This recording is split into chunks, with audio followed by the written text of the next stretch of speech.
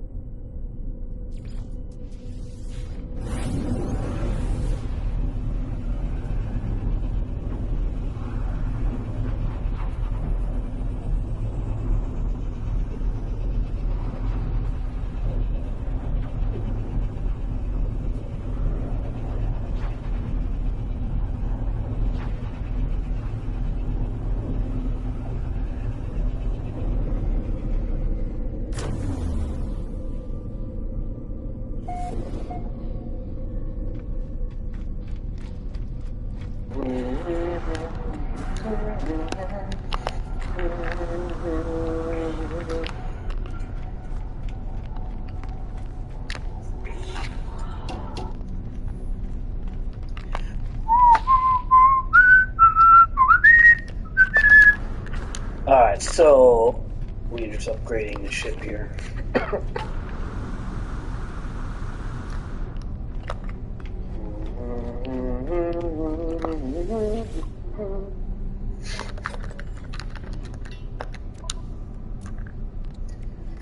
No, alright, Starship Shield.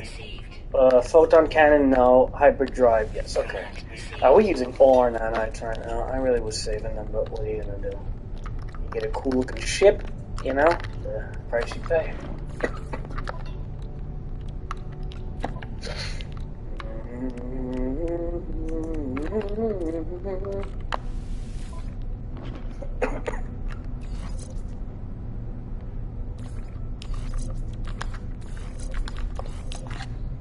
Man, that's the best way. You gotta have shield strength like that. Now, what we do is...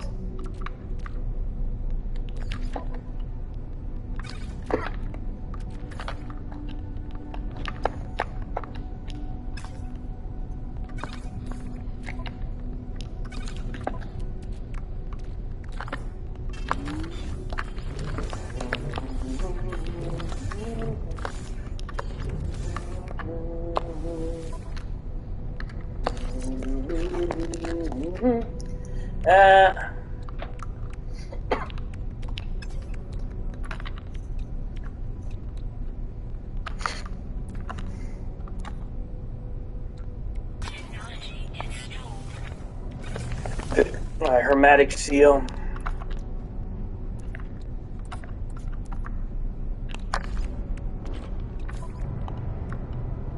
Sort of. And then what we do is our photon guns are at least kind of maxed out, I guess.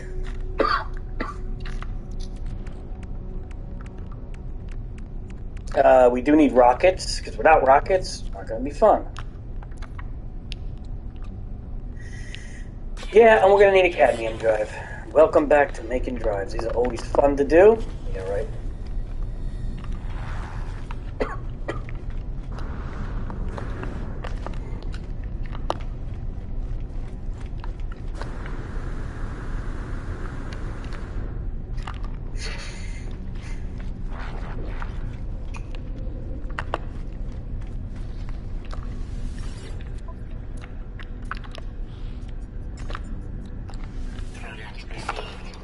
Alright, I got the cadmium drive. Boom!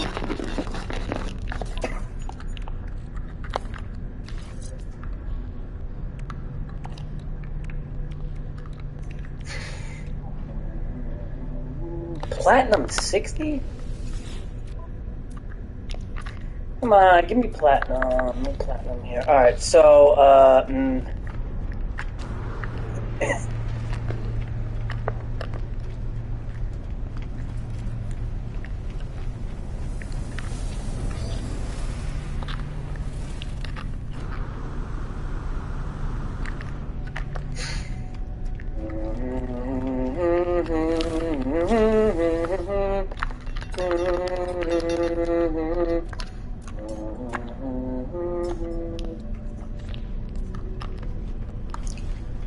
what was I doing here? Rockets, right? Rockets, rockets, rockets.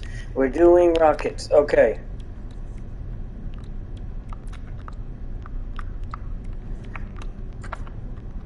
Rocket launcher. Copper. 200 copper. Why do I feel like we're not going to have copper? And then we have to have the rocket tubes. 4 plasmas and 2 wiring loom. We can probably do that. 4 plasmas, 2 wiring loom, and we need copper.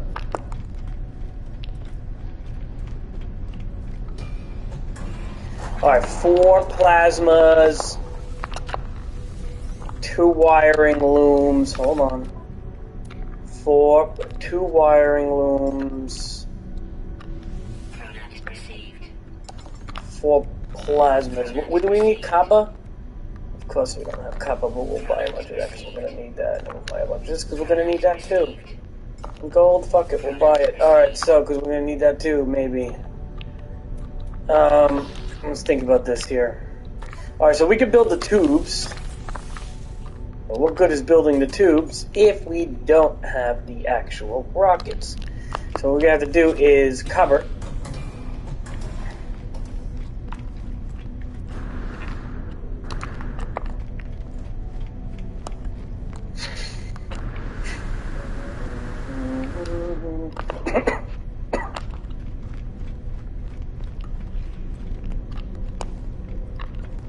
I don't believe copper's here, so let's go this way.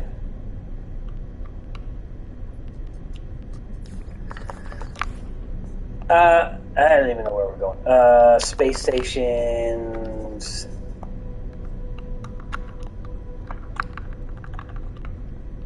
Why are we going here? We're going here again, I guess.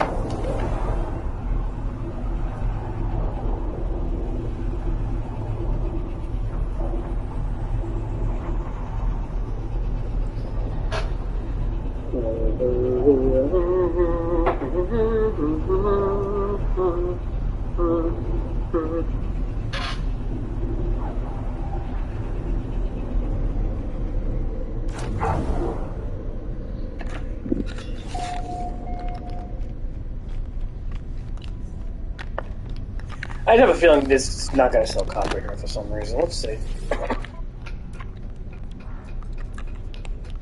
What up, Omar?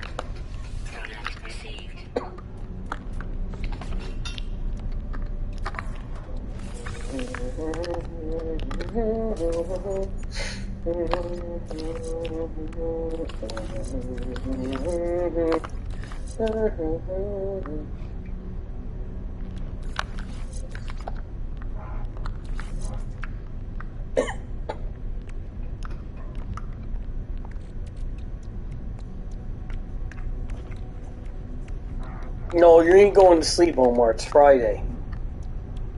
Well, give me that, Omar. Platinum, 60 platinum. 60 platinum, Omar. You're gonna need to do that because we have to build another hyperdrive module.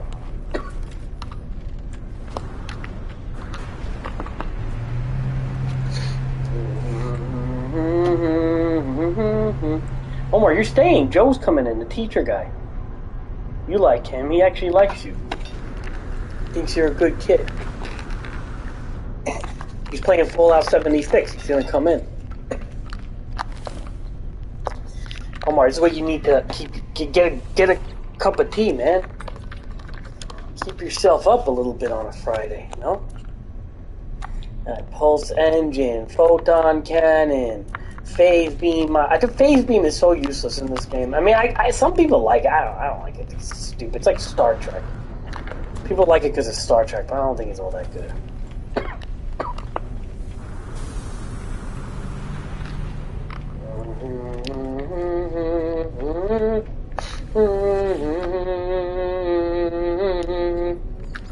Why are you so tired, Omar? Didn't you nap today? It's like a mining beam, kind of, for the ship. But you can kind of use it in fighting, too. And it just, I don't know, it overheats too fast. I don't like it too much. I'm not a big fan. I mean, the positron injector, that thing is like kind of like a shotgun for the ship. That is okay, I guess, but yeah, like the photon cannons are really just the best. I mean, they're just easy and good.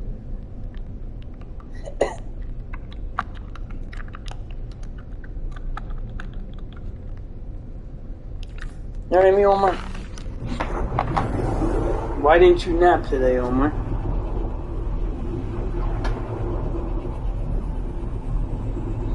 Oh, Omar, I bought Red Dead Redemption for Switch, by the way. And I'm telling you right now, if you never played the first Red Dead Redemption, I know a lot of people complaining because it's $50.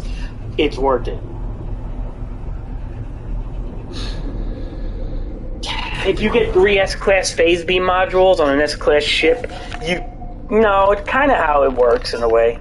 I mean, you know, you're right. You can keep it going longer, but it's just, I don't like it. Like, I don't know, man. Maybe, like, that's what, like, you have to, like, some people, like, really mess with the tech in this game, and they like to test a lot of things. I don't like the phase beam. I personally don't care for it. Now, my fighting style is I like rockets, and photon cannon. That's my favorite style, because I just know how to kill ships with it. You know, it's not hard. Using the phase beam, I mean, I could squeeze it in if I get these 2 shots filled. I mean, the phase beam is not bad, but sometimes I like switching quick to the rockets. With a phase beam, you have to like click through 2 things sometimes too. So I don't know, man. I'm a little skeptical with the phase beam, but It's good for like mining rocks, maybe, but not my cup of tea no more. The tech, I'll be honest, like the teching in this game is kind of cool. Like you can really tech out your ships to like how you want it. Because every like module you place, like for example, take a look at this. I'll show you, right? Say I move this S-class module down here, right? And I decide to put the X here and I put the S there, right? Now the S is touching the deflector shield, right? But look at my shield strength. It's only 295, right? 295 shield strength, right?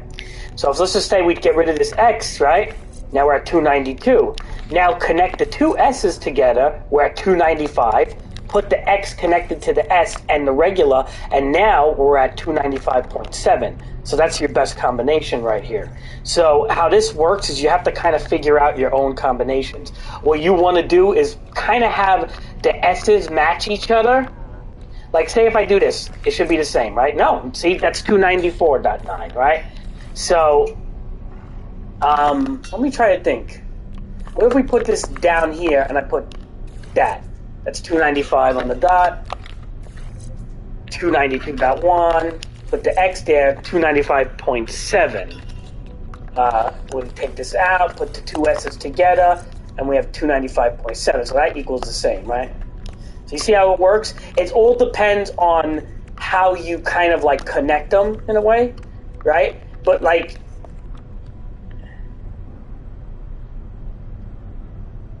what if I do this? Like, okay, hold on a second. How about I do that? I take one S down, put that there. 292, see? Now, that's not good. So you gotta try to figure out, like, the best combinations. There's actually a website that can tech out. There's an interesting website. I think it's like a calculator. Kind of like you go on Google, you do, like, No Man's Sky, like module calculator or something, and they'll actually show you what's the best numbers you can get. It's kind of interesting. So that's why I want to get Armored Core, because I kind of like things where you tech them out and stuff. I think that's fun stuff. So,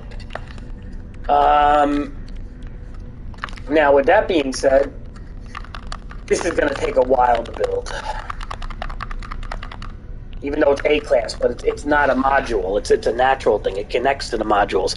Being a natural thing that connects to modules, they let you have a fourth component. These are not natural, so I can't have a fourth component, right? So there's all sorts of little things like that, you know? I mean, it's kind of cool, you know? I kind of like the tech. Like I said, I like the teching out in this game. It's kind of cool. And I want to get a new cape, so I'm saving my Quicksilver, and I want a new helmet. I want to make my guy look like a badass, like a Darth Vader type. Enough looking like an astronaut, you know? I'm going to do what that guy says. I want to role play. Because I think he's right. I think if you role play and make your guy, like, cool... You saw footage of it? Yeah, it looks good, right? I know. That's going to be the next game I play. Omar, it's made by Elden Ring. How can it go wrong? I mean, like, the people from Elden Ring, like, as much as, like, whether you love or hate Elden Ring, it was, you know, I didn't like some of the aspects of it, but it had good customization, and it is a pretty good game. Like, I can't see them screwing it up. Armored Core has a huge fan base, and if it's made by the Elden Ring people, and it's robots, and Elden Ring was very good at customizing characters, right? Wasn't that the best part of Elden Ring? Making custom characters? You can make all these different characters, like all different kind of builds and stuff. That's kind of the same way Armored Core is going to be. Just imagine a lot more. Because it's a robot game, so you're going to have so many more options of customizing your characters. And it looks good, man. I don't think I mean, honestly, Omar, I wouldn't jump into multiplayer right away, seriously, because I think it's going to be... I think it's going to be a mess. I don't think it's a game you want to jump into multiplayer right away. I think you want to kind of play it, collect maybe, you know, part components, do the missions. The story alone is going to make you like 80 hours in. Knowing how those games are, how they used to be, they have tons of missions. They have a story, like, you know, they're kind of primarily single-player games. Whatever type of, especially that's from Bandai and fucking Namco, it's and from Software, it's going to be mostly a single-player game.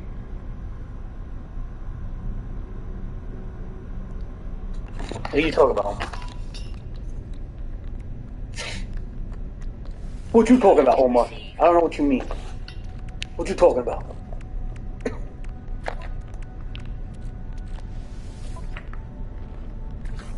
See how the fourth component popped all of these? Look, see, now none of these, look, technology overload. None of these shields work now, right? But now let's just say, okay, let's take this.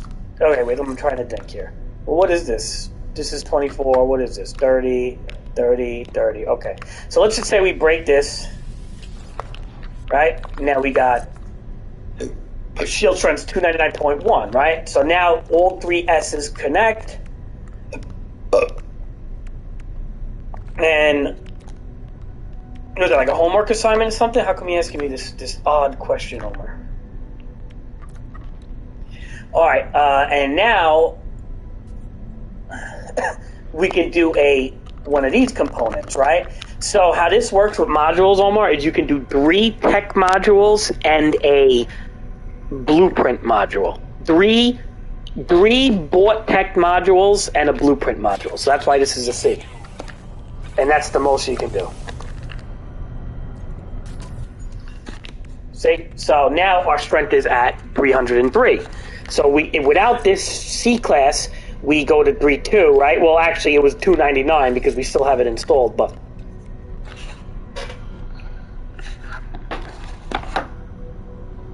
What? I was watching this really leftist, like, feminist LGBTQ. Yeah, Omar, you gotta say 2S LGBTQIA plus supporter streamed. That's how you gotta really say it, Omar. If you want to be a real leftist, you go 2S LGBTQIA plus. Say it 10 times fast. 2S LGBTQIA. 2S LGBTQIA plus. I was watching this really leftist, like, feminist 2S LGBTQIA plus Cheerio letter. Wait, 2S LGBTQIA plus A B C D E F G. I'd support a streamer, and they said being gay is normal, and the guys he was debating was so confused. Yeah, okay. Not according to the Bible. Did you know, Omar? According to the Bible? Yeah, let's break this down. Let's throw a conundrum. Let's throw a monkey wrench into this thing. What is the Bible? Well, the Bible is the oldest written parchment/text put together by scholars, whether it's the Hebrew translation or the Greek translation, and then turned into what they call the King James Version, and then there's the ESV, which is the English translated version there. It's around parts of the Bible is 10,000 years old. It's pretty much the start of civilization. Well, according to the oldest written parchments that was found in the Dead Sea Scrolls, that, guess what, Omar? How much of the world has churches and religions? The Abrahamic religions have a lot more people involved in them than the LGBTQ. Hate to say it. Guess what they all say? Gay is not normal. Have you ever heard of a little village called Sodom and Gomorrah, where Lot was the nephew of Abraham, and I'm trying to remember the story, and they went to Sodom, and him and his wife and his son, I think. I forgot the story. But anyway, they go to Sodom, and Sodom was full of homosexuals. And God did not like that. Fact. In the parchments that are as old as civilization. So what happened after that? Well, let's do the math.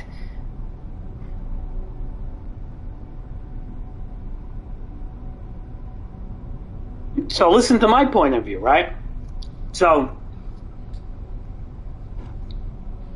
God decided to burn Sodom down because of all the wickedness and homosexuality, as mentioned in the Bible. And Lot, God said, listen, if you can find me, and then Lot, or was it Abraham? I forgot who said it, but I think it was Lot.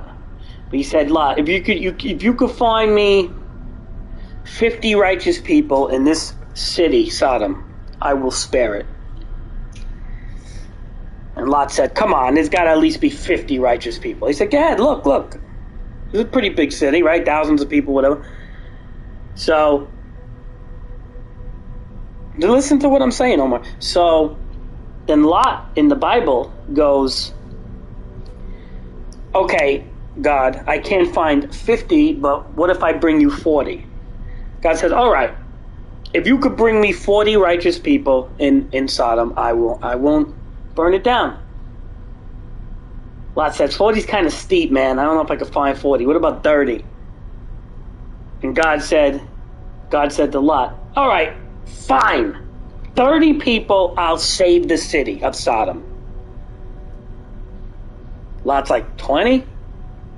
God shakes his head. Fine, 20.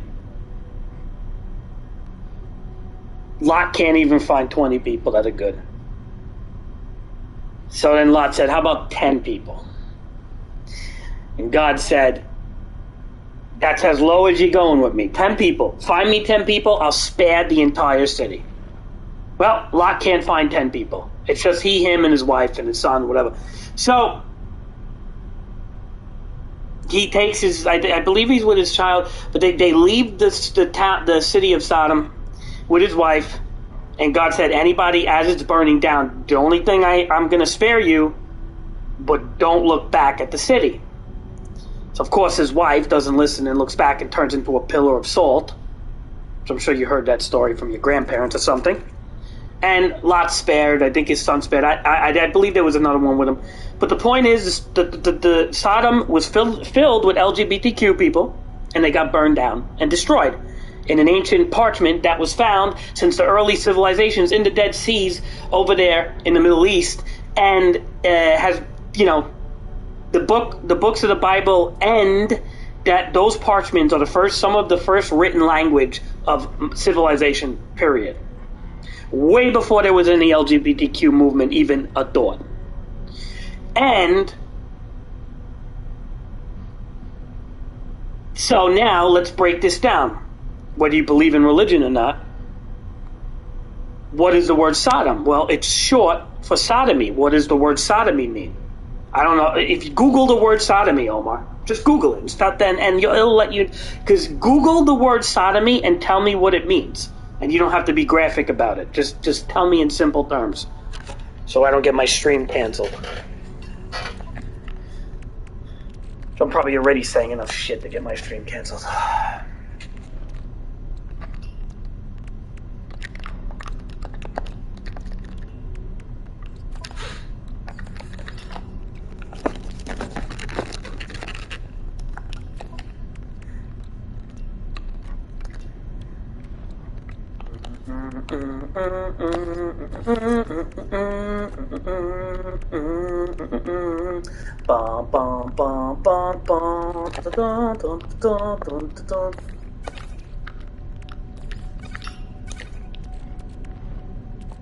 You see what I'm saying now, Omar? You see it?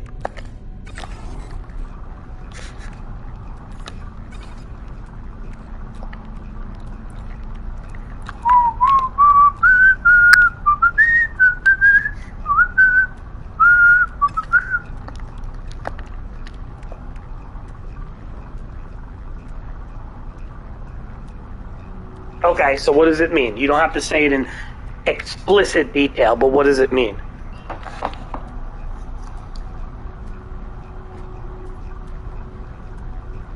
Okay, so you read it though, alright? Okay. Well, at least tell me now this. What's the name of the town God burned down? Just name the town. You don't have to say the whole word. I mean, you could say the town name, because that's not the word. But what's the town that God burned down?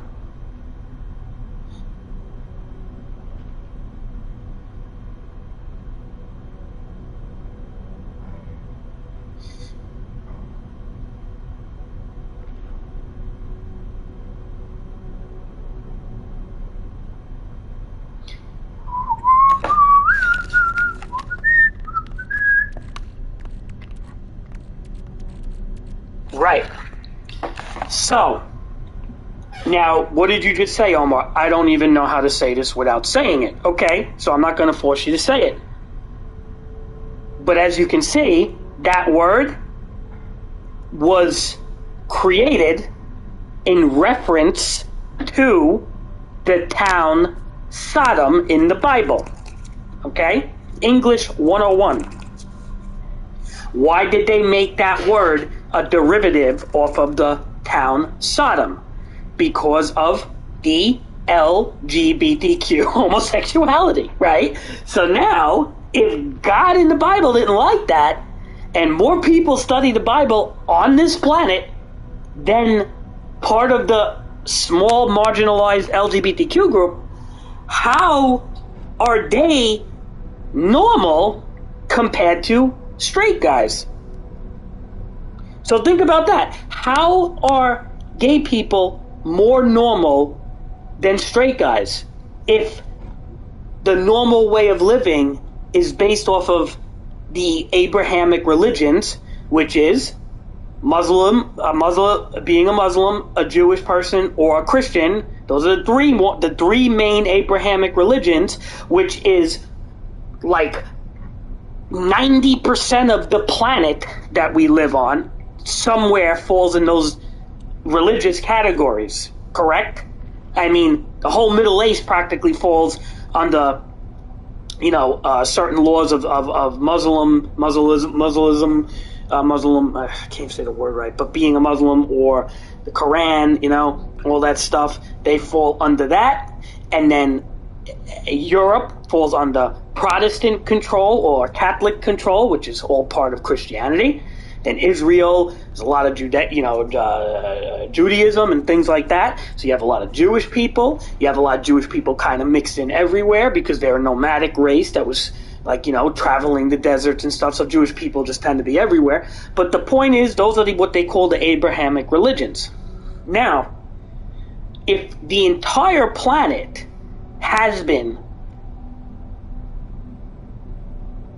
structured around the Abrahamic religions to the point that the word sodomy is a derivative off of a homosexual town called Sodom that God burned down, and if 90% of the planet believes in that to some degree, even the very languages that we have use words like this to describe. Sodomy is actually a crime that is acknowledged amongst police officers, and it's a serious crime, and it's a derivative from the town that was burned down in the Bible.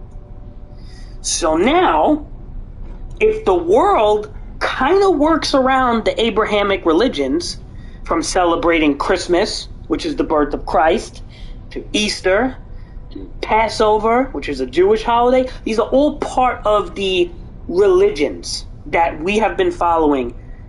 Even if you don't follow religion, chances are you celebrate Christmas. Even if you don't follow religion, chances are you celebrate Easter, right? These are all part of things that is so deeply ingrained in our culture. Marriage is a religious ceremony for the most part. People try to take the religion out of it, but who marries people, Omar? A rabbi, a priest, correct? Isn't that the people who marry? Sometimes people get a city planner to marry somebody, but 90% of the times, who marries you? A priest, a pastor, or a rabbi, correct? So, if that's the case, if we're breaking this down, understand that. Let's go back to the debate that you saw. How is it that gay people are normal when they're on the marginalized group and they're on the small side of things? When the world does not revolve around that. Our calendars don't revolve around anything LGBTQ. The only thing they have is a Pride Month, which they just put into play. Right? But we have so much more stuff that is holidays and things for the longest time that celebrate traditional Abrahamic religious, holidays and stuff like that. Our language system is based off of Judeo-Christianity. Our government systems are based off of Judeo-Christianity a lot of times. It's not based off of the LGBTQ. Okay? So now if this guy says, oh, well, gay people are normal, more normal than straight people, it's like he's living in a fantasy world. Now, again, I am not against gay people, but the point is, don't make a false debate, because it's a false debate. The entire English language looked down upon that type of culture, unfortunately. Or fortunately, however, whatever side of the fence you stand on, but that just is what it is. I'm stating facts. If 3 times 3 is 9, you're not going to say sometimes it feels like 8, or sometimes it feels like 7, or maybe it feels like 10. No, 3 times 3 is 9. And that's how it works. The math has to math. So whatever this guy in the debate's saying is wrong. And that's it. It doesn't take a lot to look at this stuff, man. Like, and the reason I'm giving you this huge example is because, as you can see, like, everything is incorporated, and stuff. Language, very language is so important. Like, why do Latinos on the left want to change their language from Latino community to Latinx? Why, Omar? Do you know? Tell me.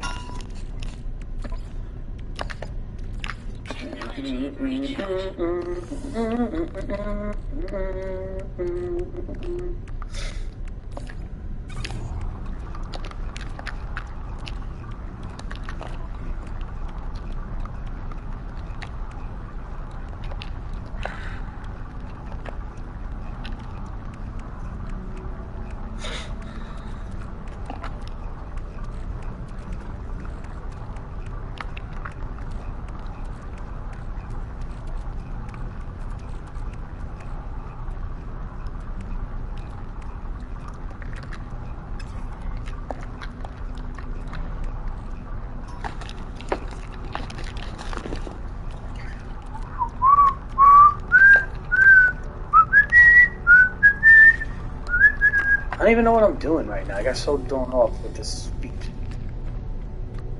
I'm not gonna lie, I don't care what the language is called. I am Latino, so maybe because they cry babies, But do you know why they want it to be Latinx though, Omar? Like, there's big pushes for that. Like AOC and people on Congress want to push they always like to say Latinx community. Now, a lot of people who are Latino or Latina get angry at that. Now, I'm asking you this. I'm saying, do you know why they want to push that? Like, okay. Latina ends with an A, correct? This is all relative, Omar. This is all relative to what I was saying before. It's not it's not, I'm not derailing the debate. I'm not derailing what I'm saying. Okay. Latina is an A, Latino is an O, right? Latino means man, correct? Latina means woman, correct? What do you think Latinx means? Now put 2 and 2 together.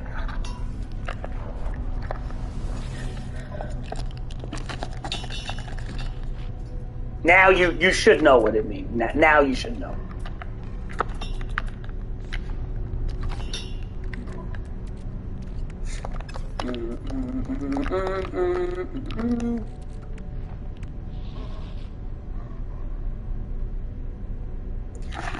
Right. So, okay.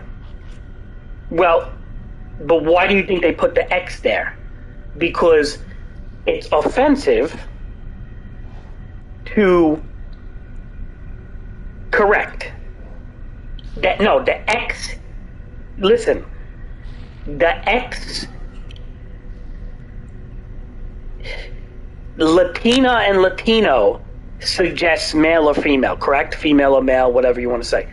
The X is kind of saying, well, it's what they call non-assuming gender, right? Like, if, oh, are you assuming my gender? You ever hear the meme? Hey, are you assuming my gender? By saying Latinx community, they're protecting themselves to, quote unquote, not assume a gender. Right. They're going to call you part of the Latinx community because they don't want to know your gender. They actually think that gender is a construct. Again, see how this woke shit gets all intergrained in things? It gets intertwined with language. It gets intertwined with everything, man. This is the problem. This is what people don't understand. When I tell people you got to stop listening to the woke shit, I'm serious, man. It's fucking up languages. It's getting intertwined with everything. With everything. And the Spanish language is very male and female. It's masculine and feminine. This is why, like, 98% of the Latin community don't want to hear this Latinx bullshit. Because they, like, listen, when you say a woman, brava, brava, bravo, bravo for a man, right? Brava for a woman. The whole language is masculine and feminine. I don't have to tell you that, you know. But they want to start replacing things with X and weird. They're going to... So pretty much, yeah, they're going to try to change your whole language, correct. If it's not happening already. So, welcome to 2023, Omar, when school starts. Because if you take a Spanish class, that's the new curriculums. And if that's not offensive... to, like, say if you have a Latin grandma or a Latin, relative that didn't grow up in that's offensive to them, man. So I don't understand how they think it's okay, but they almost woke ideology almost just completely takes a crap, a nice poop on the older generations. Older people just they hate older people, by the way.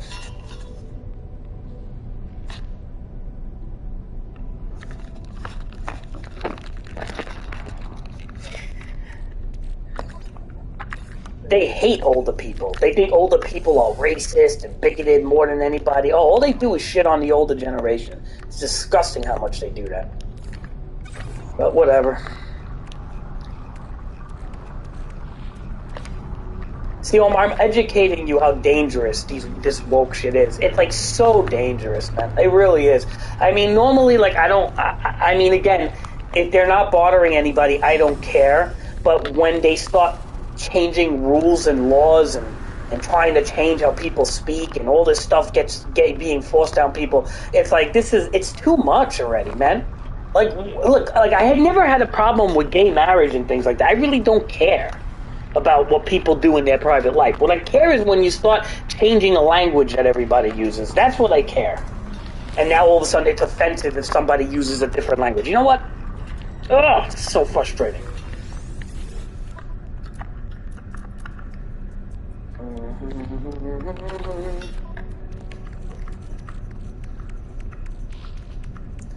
Now I don't know what to do here. I got my starship.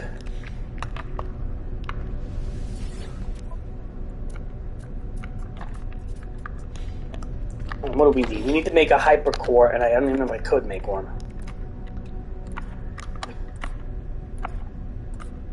I can. Antimatter and a storm critic. Fuck, man.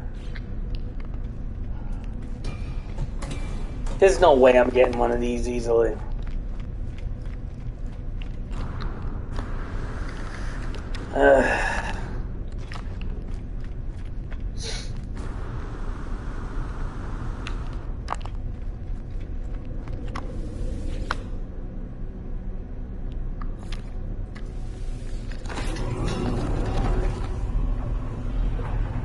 So some of my Spanish class actually did get mad because something like that happened, and my Spanish teacher said basically that extra pronouns are made up and that.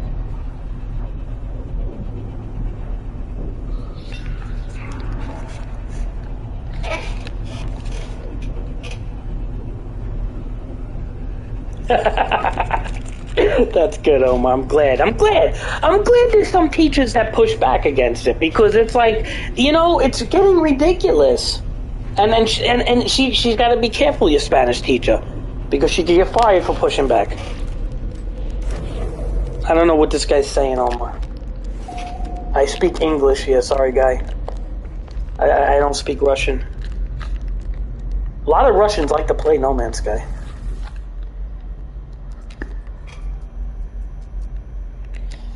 So you see what I'm saying, Omar? Like, that's why, like, when I tell you these things, Omar, I'm not telling you these things. Like, I don't want you to think I make stuff up. Like, that's the last I want you to think, that I'm just talking crap and making stuff up, because I'm not. When you hear me say something like that, I did my research on it, okay? I read the Bible passage, okay? I did my research on it. Like, don't think I'm just making stuff up, man. Whether you take the Bible seriously or not, that's up to you, but just understand it. Look at this deflexing again. All right, man. You want a cookie on that? You playing permadeath like I am? I die one time and the game's over for me. I got 80 hours in. Got all the glyphs. I'm doing quite well. No duping, all legit. What's the point of the flex? I'm just curious. What's the point of the flex? Omar, why do they all do this with this game? What is the flex about with this game? The 43-year-old did that too. The redneck.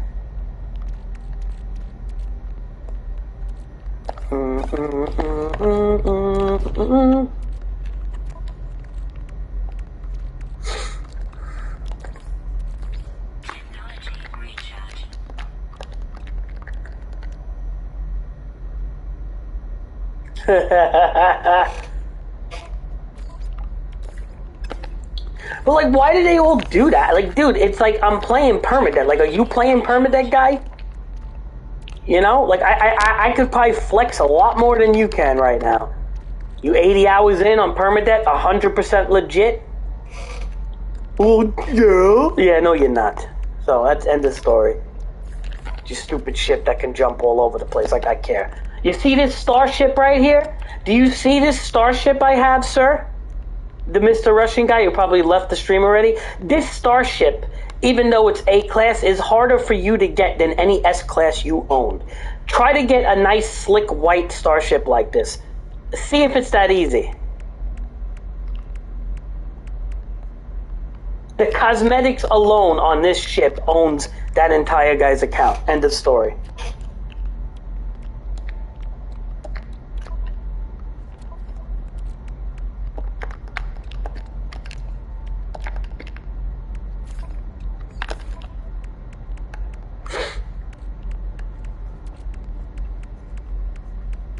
You know, they don't shower, Omar. They just flex.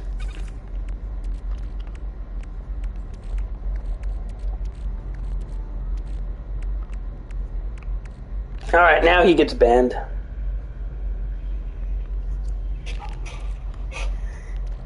That's how that works. You come in here flexing, you get banned off the top. I really don't care, to be honest. Like, what are you... It's so funny. What are you flexing in No Man's Sky for? Like, what's the flex, man? Do I have to go on one of my saves and show you how far my ships can jump? Probably quite further than his, but I really don't care. It's not even, like, there's nothing special about it. Like, what does it matter? I have 2 S modules, right? Only 2. On this, and of course I can only go like 617, but you gotta remember, fighters don't jump far. Fighters don't jump far. My exotic ship goes 2.8, and I don't even have max hyperdrives on it, so I don't know when he's saying he goes a certain whatever. Like, I really don't care what kind of modded computer version shit that he has. I just don't care how far things can jump. Like, I really don't care. I have stuff that can jump far too. If I go on my other save, I got my freighter can jump, geez, really far, because I have every freaking hyperdrive upgrade on it. And that's a console save.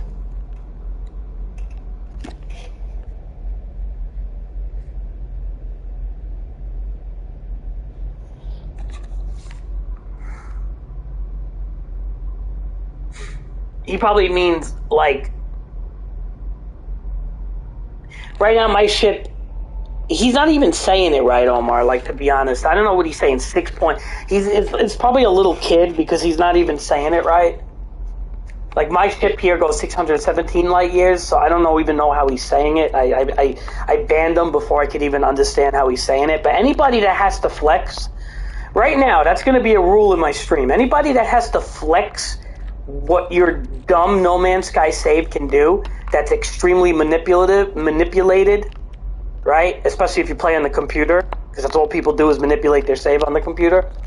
If you have a dumb save on the computer and you manipulate your freighters or your ships to jump, 100,000 light years or whatever the case is, I really don't care. Okay? I'm playing on console, I'm playing by myself, and I'm playing fucking permadeath. Like, don't come in here acting like you're better. You flex, you get banned instantly, you're an idiot.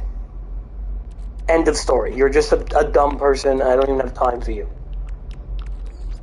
If you want to be a human being and speak about the game, you can, but do not flex. That's how this works. Like, why is that such a difficult concept? Already, 2 people that play this game had to do that. One was a 43-year-old guy, this is a Russian guy doing it. What is that about? Or Russian kid or something.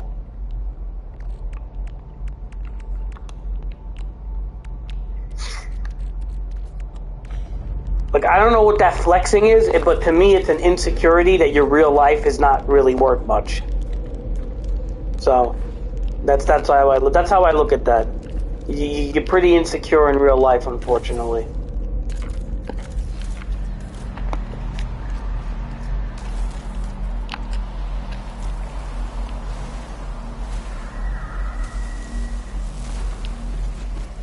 Yeah, I don't even know how to make this hypercore right now. I don't have what I need, I think. I don't even know what it wants. What does it need again?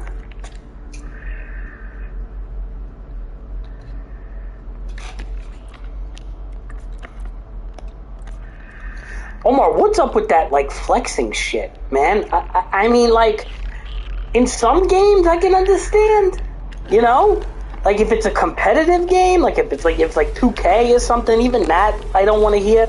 But, if it's, like, a competitive game, maybe I would tolerate it. And that's a big maybe, man. I still don't want to hear it, to be honest. But this is like, dude, you're flexing in, like, a game that doesn't have any, like, PvP or any competition. Like, this game is literally not about that. Like, what is the flexing here, man?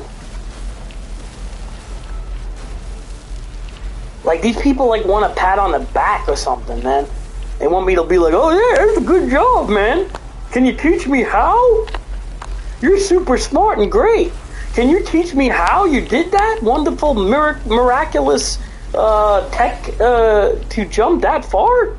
Teach me. Teach my viewers how. You're great and wonderful. You deserve a cookie and a ribbon. And a candy bar. Teach us all, please. My friend Omar here doesn't even play the game. Teach him.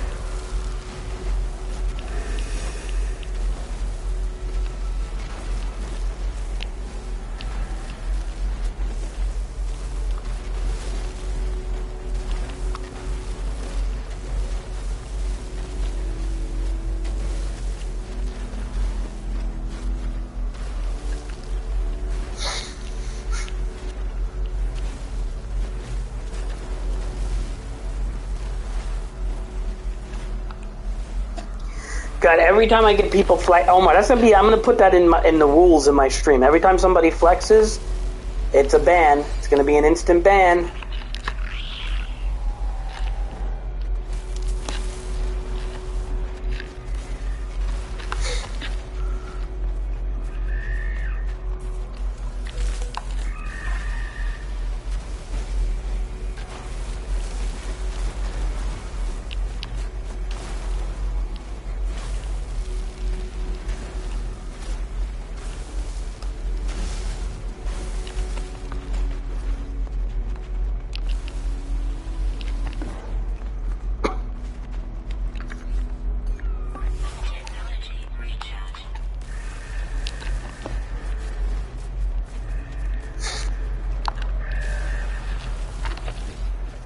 still there, Omar? Technology recharge. Technology recharge.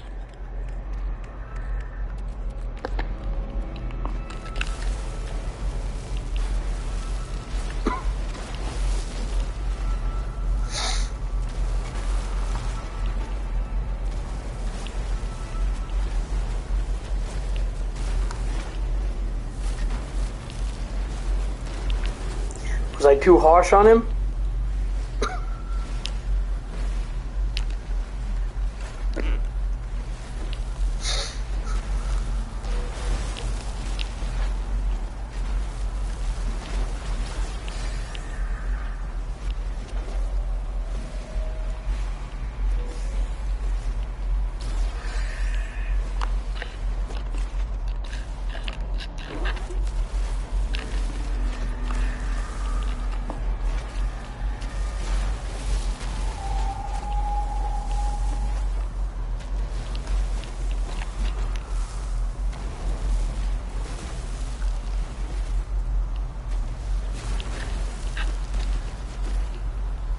I just don't like flexing, man. I'm not a big fan of it. I mean, there's a time and a place for it, you know? Like, some things, okay.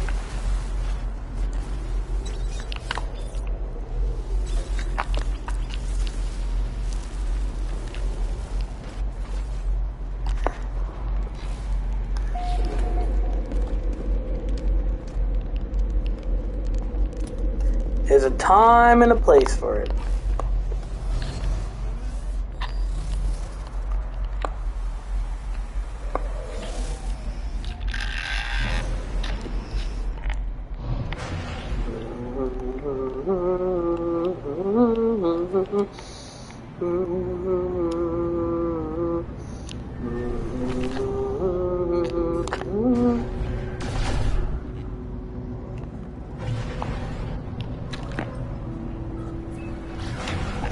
Oh, my ship can do this. Blah, blah, blah, blah, blah, blah, blah. Look how cool this ship looks. You think he has a ship that looks like this right now? And this is a fighter, not an interceptor, not any of these other stupid ships. This is a straight-up fighter. It looks pretty dope.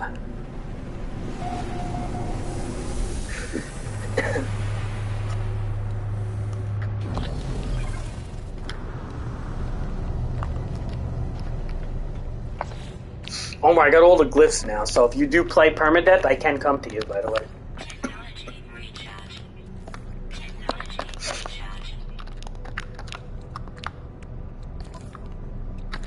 I could portal right to you. All you have to do is...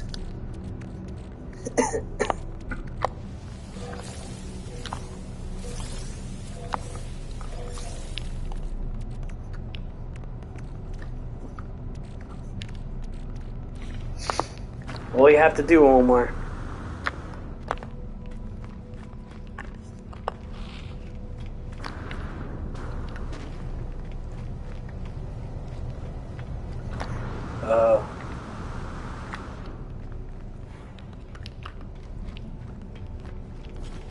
Is just start a permadeath game, that's it.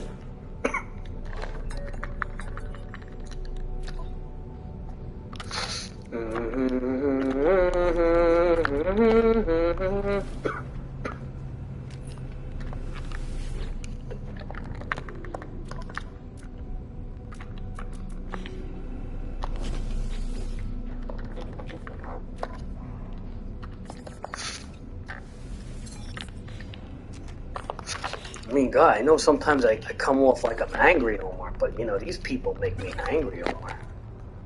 Shit. You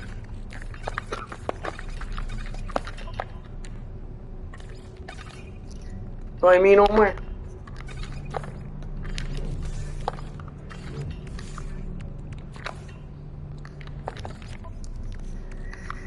I get a little bit on the angry side, Omar. That's all.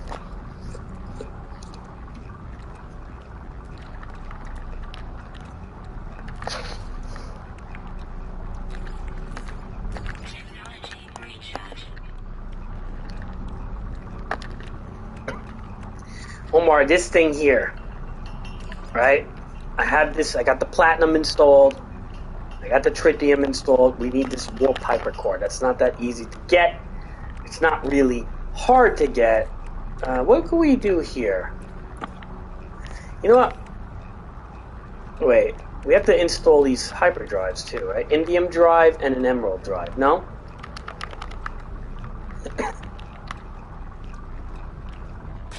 Alright, emerald drive. We need 4 wiring looms. And then I'd say the indium drive, right? So, indium drive, we're going to need emerald in that. We can pull that off. And we need 9 9 looms.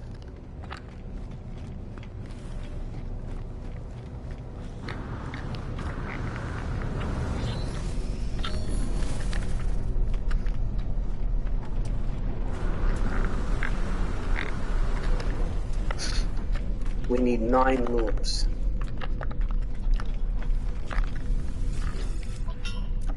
We go to wiring looms. We're going to pick 9 of them out. Right?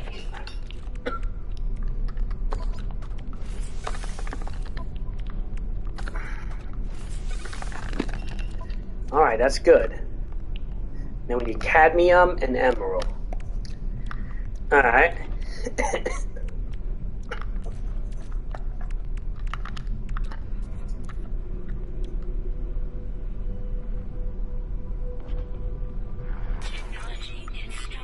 Alright, so what do we need here?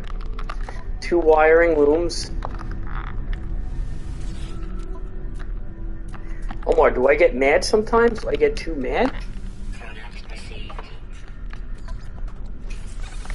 Alright, and how many solar mirrors? We need 2 solar mirrors. I think I can make my own solar mirrors, no?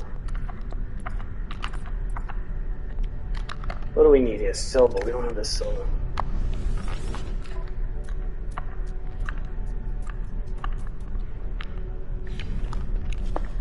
Alright, Omar, if it crashes, I don't know what to tell you. I'm going to try to get back on. I'm hoping it doesn't crash. I kind of want to go to Iskis system.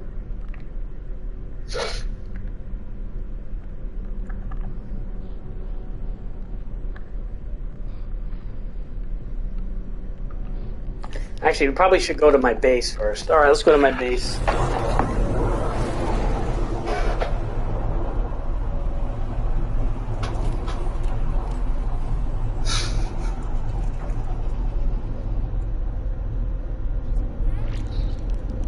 Omar, how come I get so mad?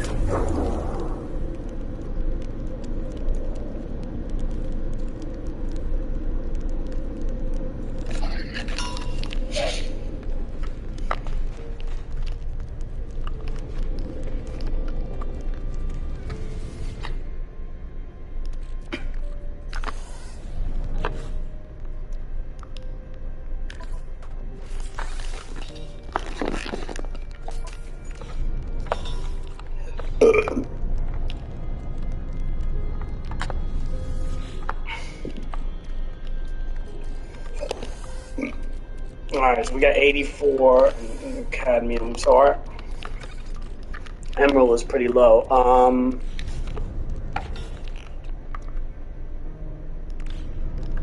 We're gonna need that 84, but we really should have had more of it, but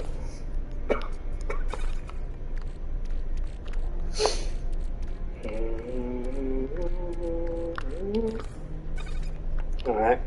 2 solar mirrors, right, Omar? We need the solar mirrors?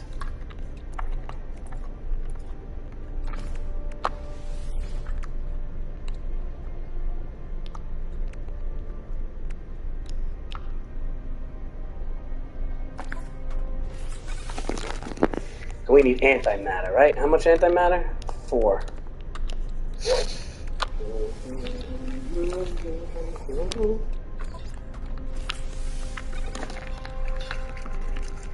Alright, Omar, we're doing good. Look at all the technologies we got going.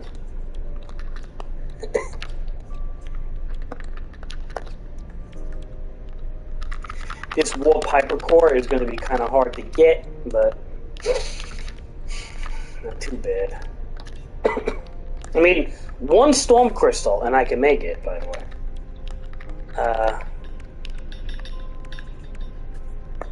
You know what I mean? So.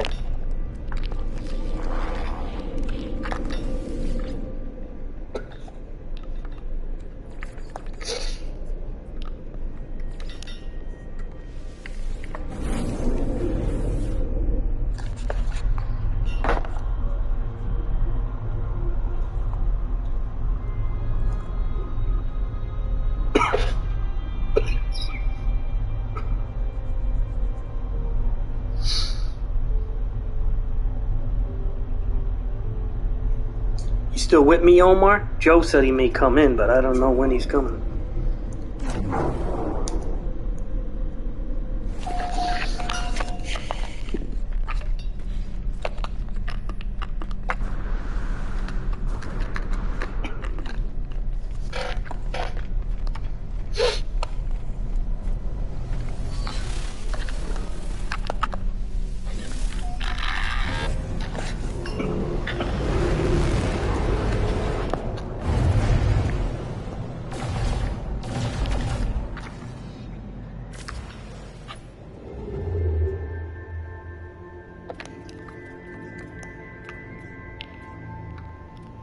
What's that? Vegan black, and it's a blue system. We can get indium here.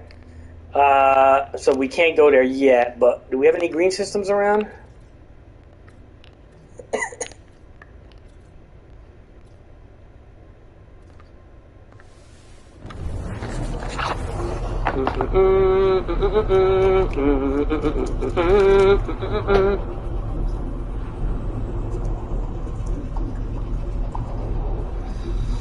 Alright, Omar, are you gonna go to sleep? I'm gonna watch something.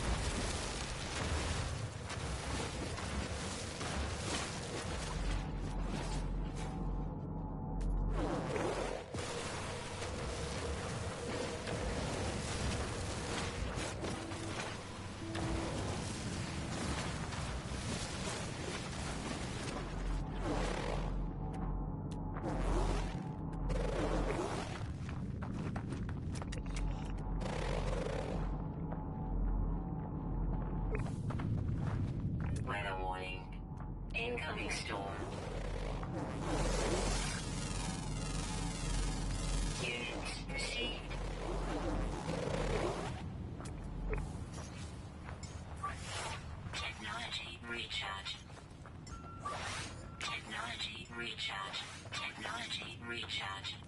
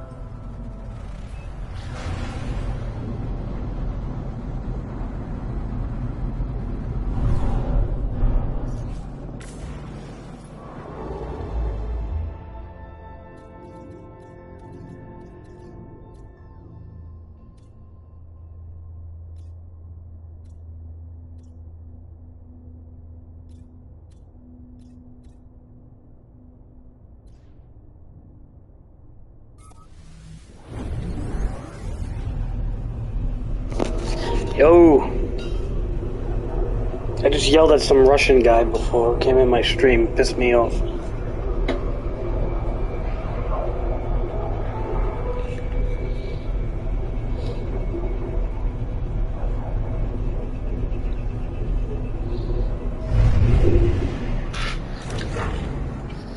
Alright.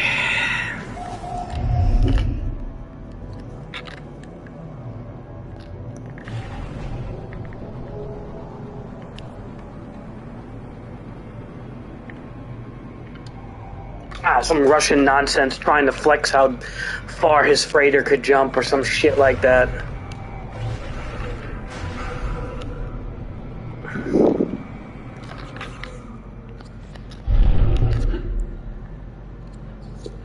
I don't like when people come into stream flexing like things that aren't like, I don't know if like children do that, but especially when it's like easy things. And this is like not the game to flex, you know what I mean? Like if you're gonna flex, like first of all, I hate flexing behavior, period. But if you're gonna flex, like, you know, do it in a game that actually like where it matters.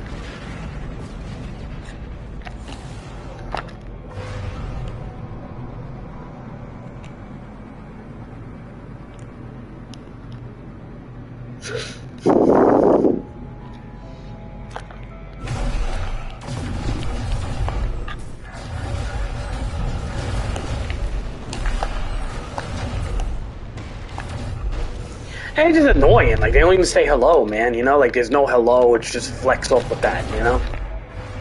I think he fell asleep. I told him you were coming, but...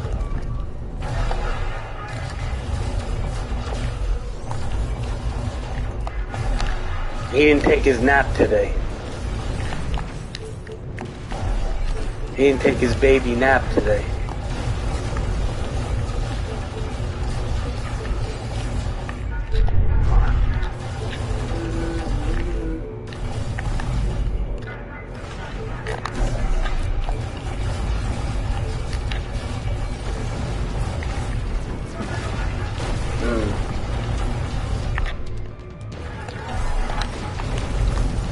Are you gonna get Armored Core 6, dude? I think I'm gonna pre-order that game. Also, by the way, if you never played Red Dead Redemption, getting it for the Nintendo Switch, it's a very good port. It's a little pricey at $50, so some people complaining about the price, but if you never played the first game, I personally think the first game's better than the second game. Story and just even basic gun mechanics. And if you have that's a super recommended game to get for Nintendo Switch. More so than Zelda or anything else. No, it's one, but one's the better game, man. I'm telling you, it's a better story. Just it's a great game, man. You're not gonna be disappointed. It's like fucking. And it's a good port. That's the whole thing. It's like it's actually a really well done port. I mean, they didn't do like anything like super special, but it's like no bugs, no glitches, pretty smooth port. And it actually looks really good on Nintendo Switch. Like it works really well on the Switch. 2 is kind of, I beat 2 like for the computer. It's long and everything. It's good. I mean,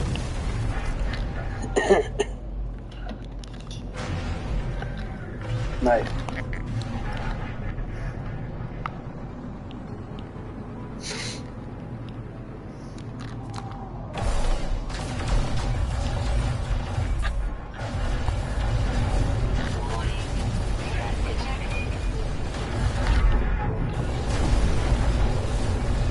Dude, I've been so red-pilled lately, man.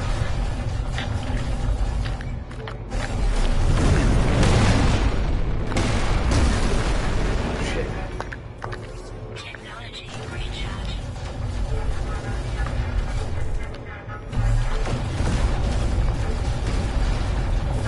Dude, when does school start? Have you been in school? Or been working in school?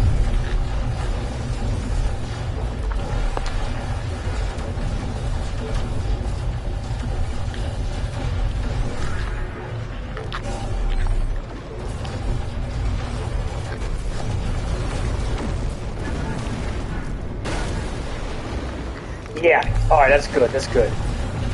So basically, it's better looking than the Xbox port. It's like smoother look. It's definitely has higher res textures and stuff. It has no frame rate problems. It's not 60 frames, it's 30, but most Switch games are 30 frames.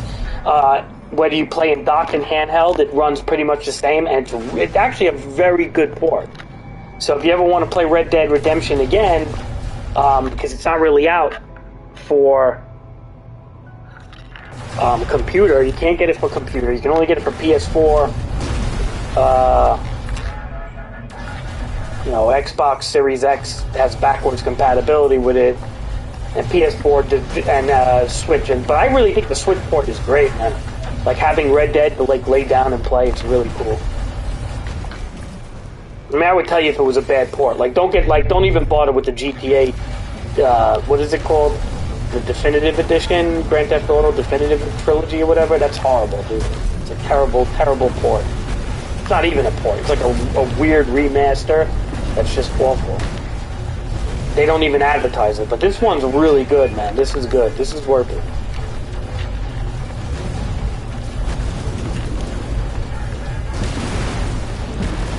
I beat the second game. I'll be honest. I'm gonna be honest. I like the first game better. I always did. The second game doesn't even have showdowns, proper showdowns and stuff that the first game had.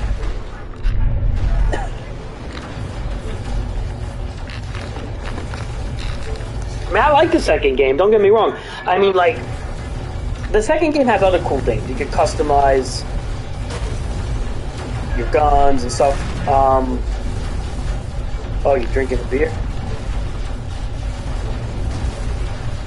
So, what do you think is going to happen this year, Joe? You got to keep me in touch on Discord, what's going on with the school thing. I told Omar I want up-to-dates on what's going on, what the youth are learning. Up to date, I told them. I want to know if they're teaching the 5th, 6th, 7th wave of feminism. I want to know what the hell they're polluting the schools with on a daily. I want to know, because I'm getting red-pilled hard.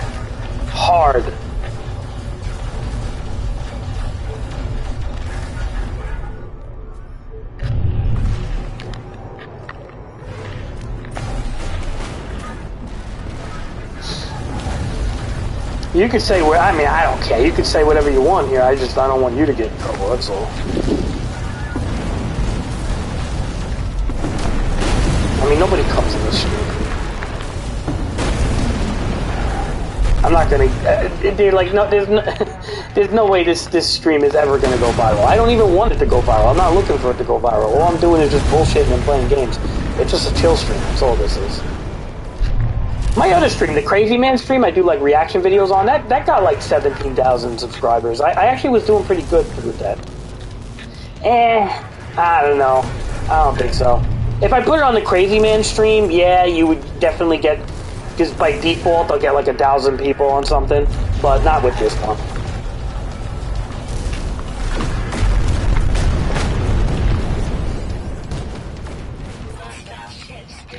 Yeah, I don't really want this channel to go viral, dude. I would like if the other channel went viral, because then I could monetize. Dude, I'm so stupid. I stopped doing those reactions. I had 32 reactions. I had to fight copyright claims left and right. I won all of them. I think I only lost 2 of them. I have 32 straight up videos. One has 14,000 views. And I needed to get 4,000 hours to monetize my account, and I have 2,000 something. And once I monetized the account, I had everything else, dude. That was the only thing I needed left. So once I monetized the account, I was gonna make a few bucks every month, depending how far it goes. So I could have really had that by now, but I got lazy like I normally do. And something pissed me off, and I just stopped doing it for a bit, so. I had a dream one day, Joe. I had a dream. I had a dream. In my dream, as a white man, I was gonna become viral.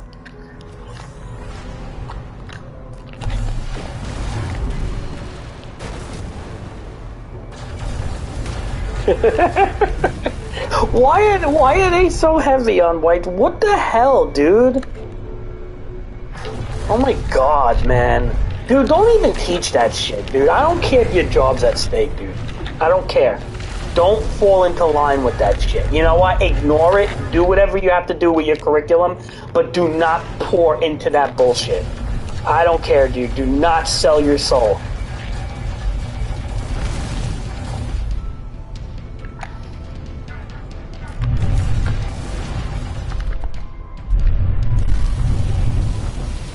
Yeah, please do not buy into it. Please, I'm begging you. Don't buy into any of this woke shit.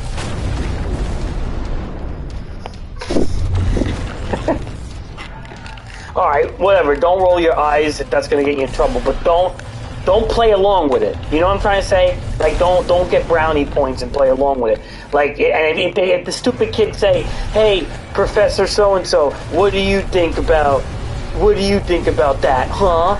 You just say, do your math work or whatever the hell. That's it. You just redirect them. Always redirect them. Don't even acknowledge it, dude. Fucking bullshit. They got some nerves, these little twerps. They start shit with their parents and stuff. Their fat, ugly parents. Please. You can't even fat shame no more, so forget it. Fat is beautiful now. They put fat people on the cover of Sports Illustrated.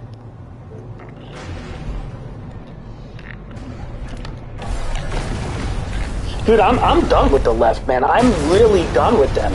I mean, it's like everything they touch just gets ruined, man. They always like take the most reprehensible human being and try to glamorize it. Like, why is that? Why is like the left so hell-bent on being the most like gross?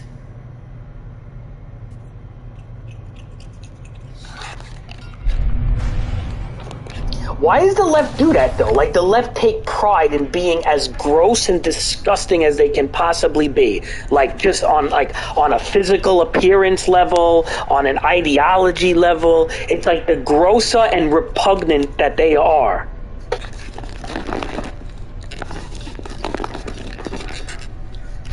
They are racist. I believe it, man. I really do. They don't believe in individualism. That's all you have to say.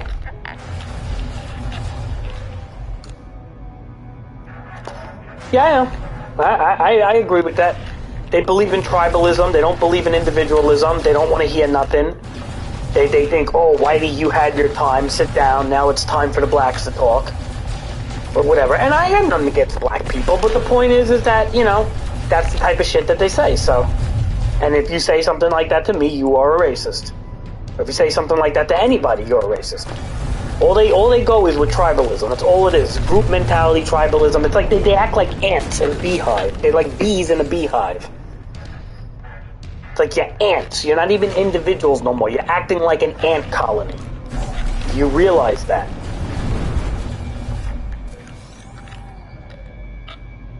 It's like a collective hive mind mentality. I can't stand it no more, dude.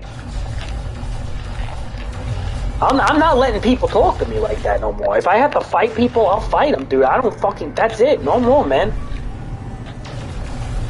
To let people talk to me like that. Hell no. I don't have jobs to worry about like that. Believe me, my job's a whole different job.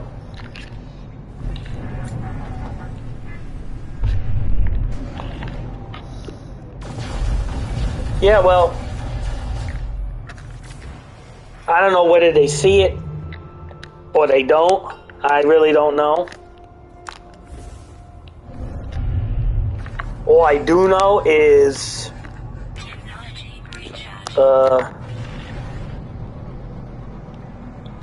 you know,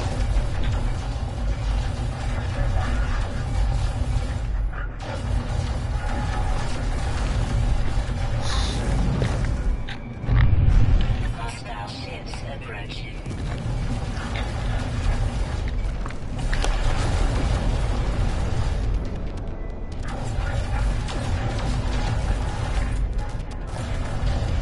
part of me thinks they, you know, I mean, like, yeah, how can you wake people that are sleeping? And that's what they are. They're, you know, they're not sleeping. How do you wake somebody who's pretending to be asleep? They act like they're woke. No, they're pretending. You know, it's all bullshit, dude. Hostile ships defeated.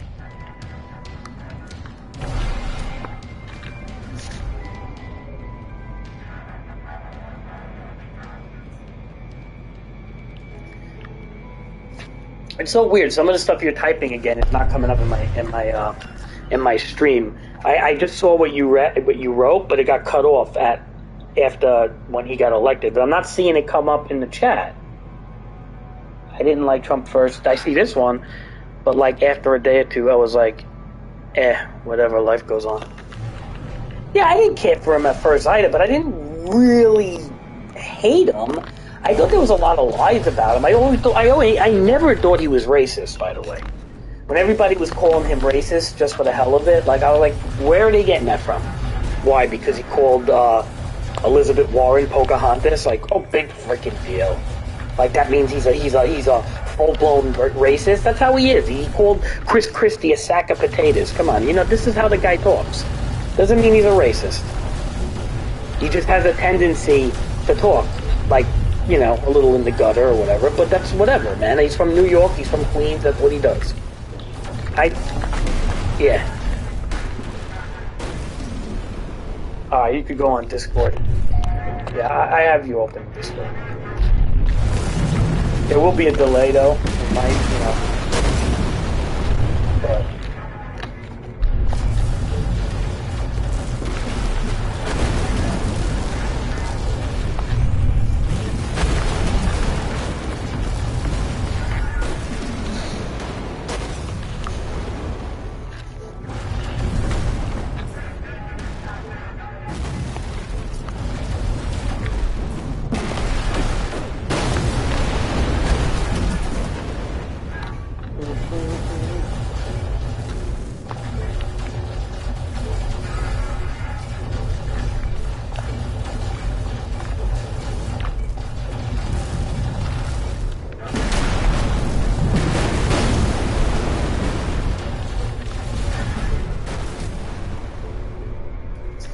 see, but he is. I didn't like Trump at first, but life was okay, I see. The first speech he did, YouTube chat didn't show me. It showed me on PlayStation. It showed me only like half of it though. Yeah, well, you know, they bitched about him being president.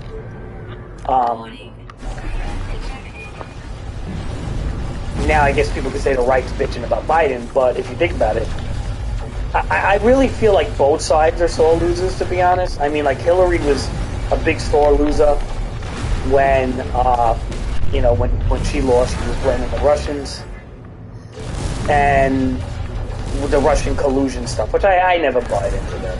And Trump was saying, you know, ballot fraud, and I kind of, you know, I really don't buy that either.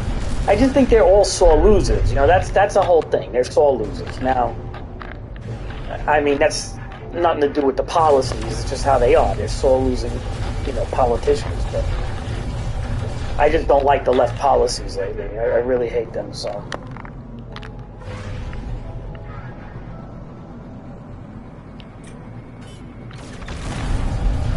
And I definitely think they're both sore losers, but the policies of the left, dude, are so bad lately. It's like, they hate people that look like me and you. You know what I'm trying to say? They literally hate people that look like me and you. I mean, it feels it, man. It just feels that way. I can't not think that. They don't like people that look like us. That's it. And I mean, look, dude, we were denied a job. The guy that I work with was denied a job because he was too white. Our company was too white. That's what they said. It was a school, and the funny part was, it was a Board of Education job. And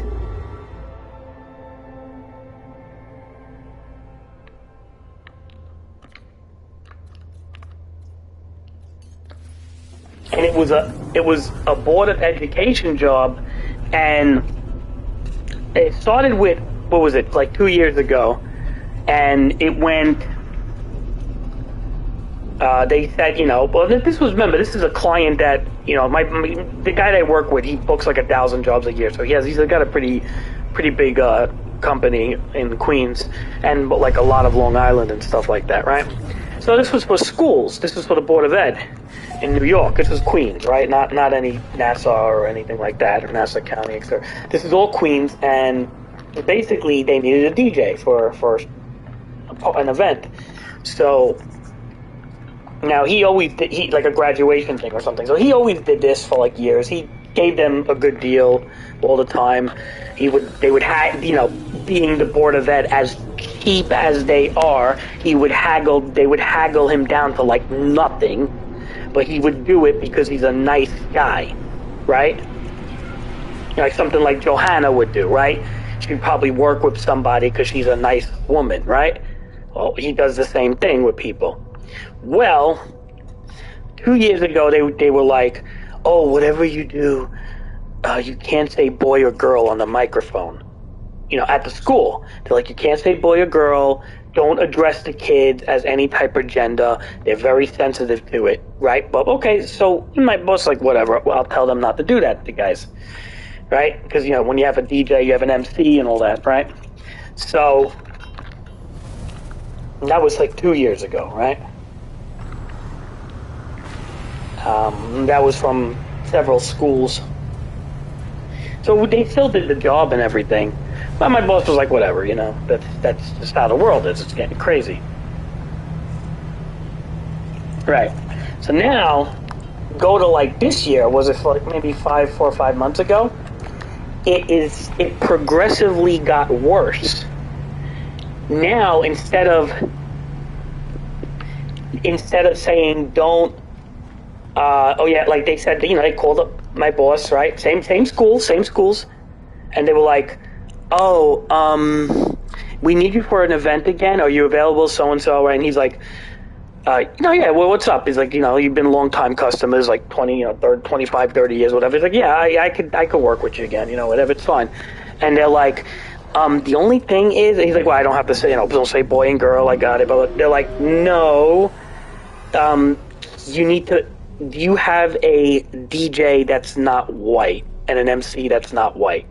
And he's like, what, excuse me? She's like, yeah, it's just that, we just feel uncomfortable with a white MC or a white DJ. If you're part of the LGBTQ, it's okay. Then it's okay. You just wear like a colorful suit or something. And she's like, so my boss is like, no, what the fuck is this shit? My boss said. He's like, that you are being racist. He told the lady on the phone, the principal lady. And she's like, no, it's not like that. It's just that, with the new policies and stuff, and they still wanted him. They're like, look, you do a really good job. How about like this? They were like, we know you're not gay, but if you sign an affidavit, it just says you're gay or whatever, we'll give you, you just take the job. And then his wife, who was the photographer lady, she comes in and she's like, don't you dare, you're not signing nothing. She says, you're not going to get in trouble over this school. Fuck them. She's like, they don't even pay you, like you're doing them the favor. And my boss was like, yeah, I'm doing you the favor. I could be doing a wedding that day, making 4 times the amount of money, and I'm doing you the favor, and I'm working with you. I'm not saying boy, I'm not saying girl. We're working with you the best we can. And now you're going to say we're too white to hire? This is in Queens, dude. This is where you used to live, man. This is like not far from Thaddeus and you and all that. This is all over here. So when I hear like, Rick's and, Thaddeus' brother and people acting all left and stupid, I get really mad. Because they have like no clue what's going on in their old neighborhoods. And if they do, they're just brainwashed, and it's disgusting. I'll always fight against this shit. I'm not down with this shit, dude. I'm not down with it. Even freaking Thaddeus don't like it that much. Believe me, he still leans on the left, don't worry, a little more than even us. But he's getting tired of it. It's just disgusting, man. It really is. I find it sickening.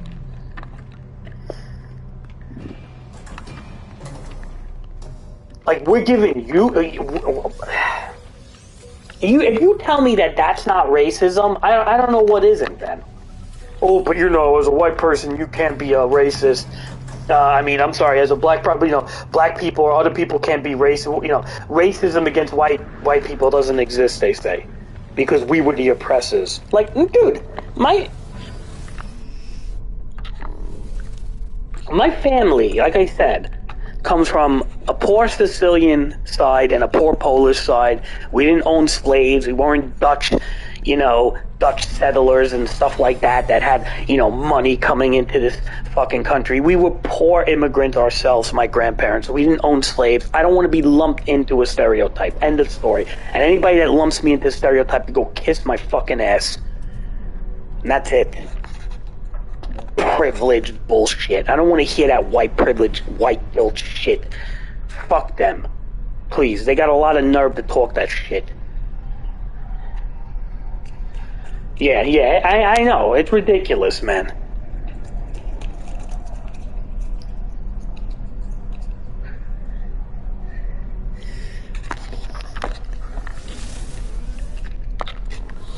But imagine that, dude. The schools, like I said, it started off with the boy and girl thing, and then it just turned up to straight up like, you don't have a Jamaican guy or like a Spanish guy you can send.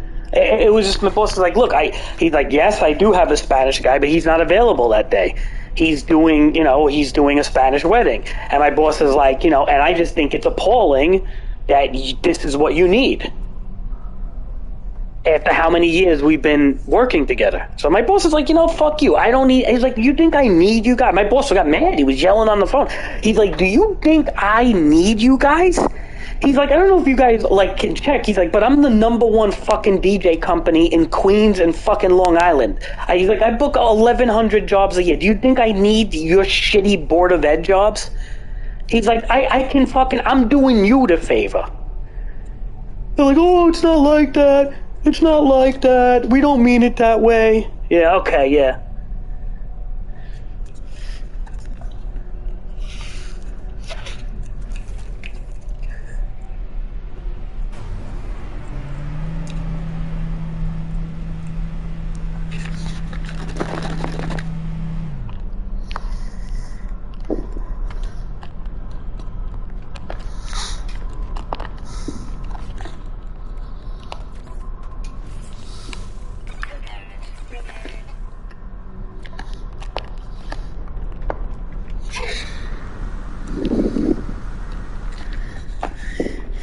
I think that Gen Z just learned about slavery and they didn't realize that we already fixed it. Like they were all, oh no, slavery, we can't have that. Meanwhile, it was already solved.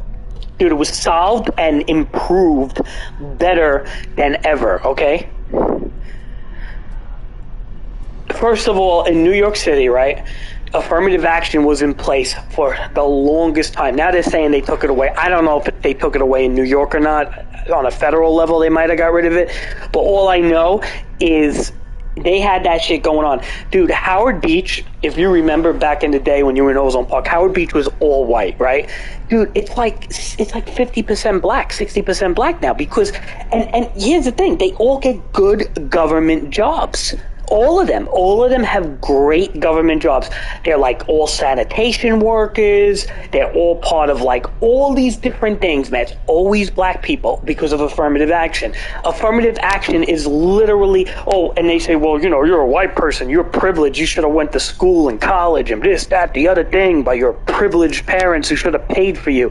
It's like, stop lumping me in with, who do they think I am? Like some guy from Malibu? Or San Francisco, some fucking like real white bread type of, oh, I'm a white guy with a really rich father and mother. We have millions of dollars. Oh, I'm so white and guilty. Like, this is what they're labeling me as. And it's just like, fuck them. Please. Jerk-offs.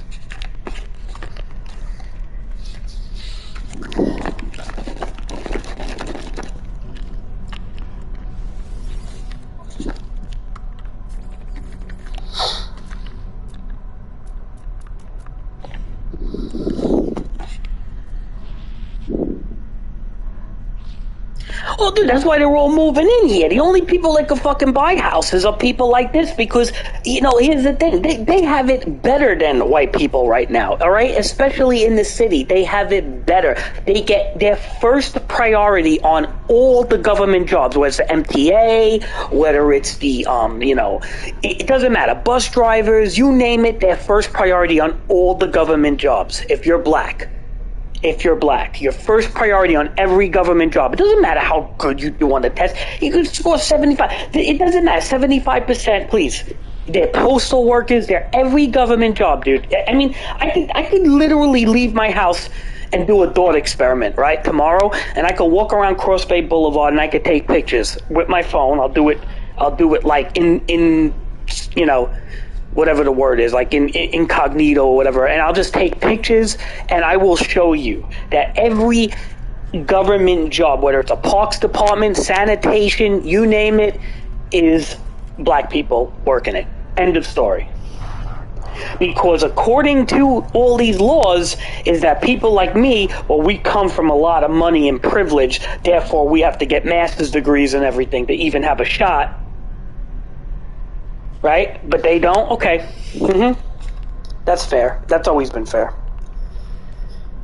You wonder why there's a big divide in this country. Because they talk about racism. It has been fixed. It is over. And now they're just getting benefits. And it's never... You see, they hold on to the benefits because it's never good enough. The fight stays on. That's why the left always wants to keep the fight going. The left always wants to keep the fight going. There's never an end game involved. It's like the war in Ukraine, right? There's never an end, right? The left wants to keep this going. Because the further the left keeps this going, the more benefits that they're going to get. And that's it.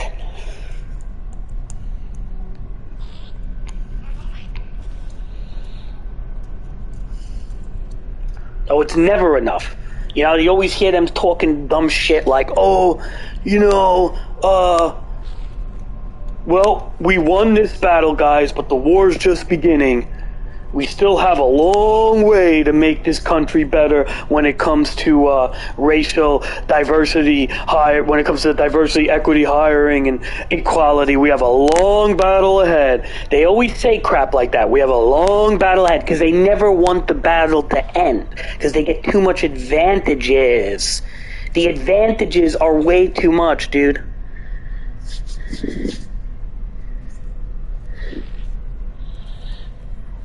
Dude, they're all in medical. They get their medical schooling, like, for free. You know that, right? Like, if you're black in New York City, you get, like, all your medical schooling for free, dude. Or you did. I don't know if they're changing laws because everything's getting... But, yeah, dude. You know how many, like, times I went on the dating site, I would talk, like, to some black girl or something? Because, you know, I have nothing against black people, dude. You know, I'll talk to black girls. I'll date black girls. I don't give a frick. But at the same time, you know, but they'll always tell me, oh, like, yeah, no, they get their medical school for free. Completely for free, dude. Like, they get so many perks in this city. This is why, like, yo, white people run out of this city, dude. This is why we have a divide. This is why Donald Trump exists. The Democrats created this motherfucker.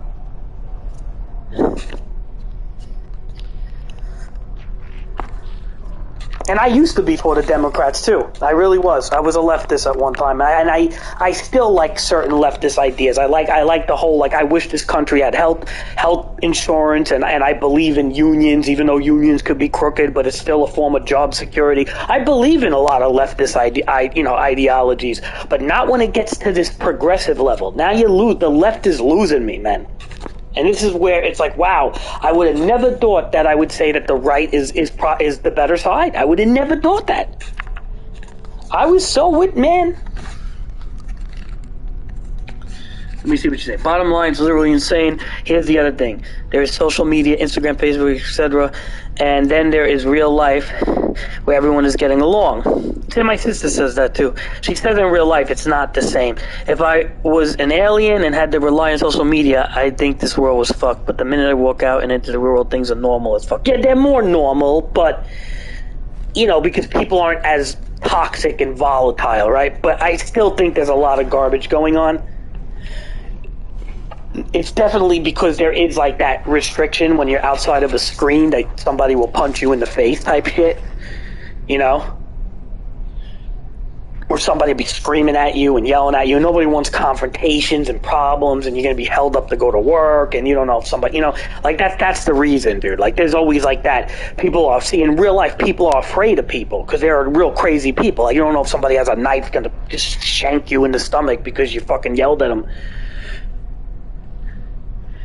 You know, on a screen, you can do whatever the hell you want. You're protected by the screen. Then on top of it, you can use a VPN, come with an anonymous name. Nobody even knows who the fuck you are. You know, if you really want to go further. But the point is, like, you know, that's why people are so toxic and volatile on the internet.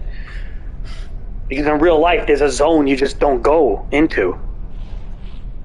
You beep the, you know, look at all these people die over road rage, dude. You know, somebody's beeping the horn, babe, babe, babe, and the guy just fucking shoots him in the head or some shit, takes a baseball bat out of the car. You know, this is what they, you know, I mean, like, people are very temperamental, like, when it comes to real life. And if this was, like, on a message board, like, nobody's doing anything.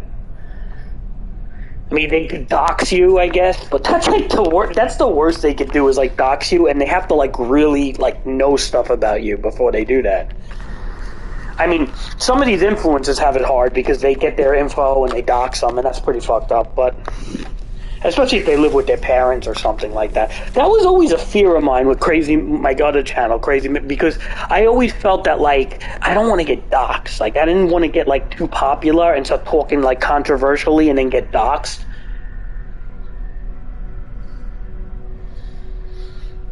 You know, that was always a little bit of a fear of mine, but I think that's, like, the most they can do, dude. Like, they can't... These people are cowards, dude. They're not going to show up at your house. None of them do. They're not tough guys. They don't show up at your house. They send pizza delivery guys to your house. They send coffins to your house. They send, you know, they mail things to you. They dox you. They do stupid shit like that.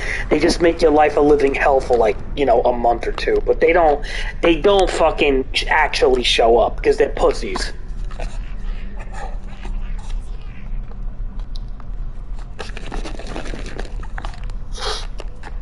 You know, they send the police to your house, they SWAT you, saying that, you know, this person's nuts and he's gonna end his life and I think he's on pills and stuff. And you know what happens? They send the police to your house. Like, things like that, dude. This is what doxing is. It's like swatting and doxing. Well, that's all they know how to do, these people. They don't know how to, they get the information, they put it on the internet, all that stuff, but they don't, you know, but when that's with the toxicity of social media, you know, but in real life, like, people wouldn't tolerate that, dude. People, you know, like, fights would break out. People are gonna hurt each other, man.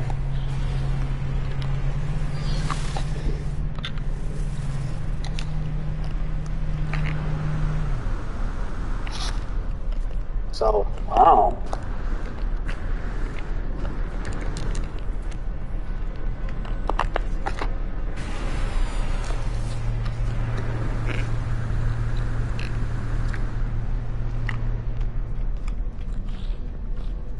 I don't even know what I'm doing here. What am I doing here? Oh.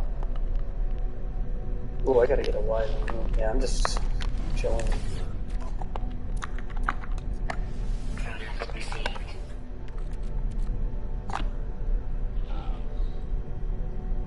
Nah, man. So many people move to Florida and Long Island, dude.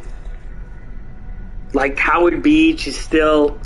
I'd say still like half Italian. There's still some like old school Italian people like hanging in there, but it's getting pretty bad. Ozone Park where Thaddeus lives, forget about it, dude. It's all like every race but white people. All the white people ran out of Ozone Park, dude. Like, all of them. Thaddeus is like the only white guy I think within like a 35 block radius. He may disagree with that. Believe me, it's pretty bad. I ain't gonna take his word on it. If he disagrees, he's lying. That's all.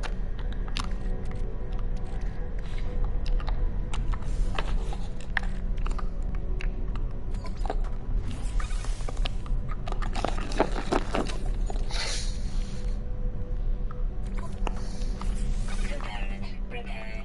Technology Yeah, it's bad, dude, you know? Technology recharge.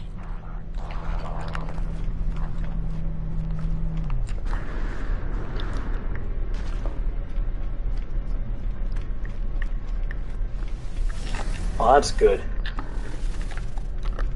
I'm glad he agrees at times. I mean, sometimes, like, when I talk to him, I get, like, mixed, you know, vibes. Like, I feel like he agrees a bit, but he also kind of, like, still holds on to that leftist, like way about him.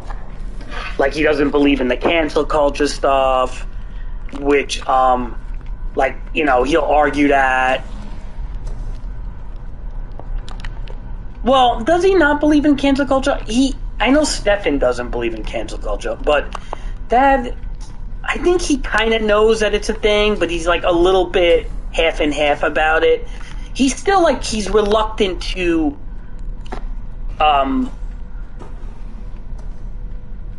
yeah, he's reluctant to jump sides, dude. Like, he doesn't want to just jump sides. He's very reluctant because he still feels like, you know, I don't know, man. I really don't. I still feel, dude, honestly, like he'd vote for Biden, dude. I still feel that.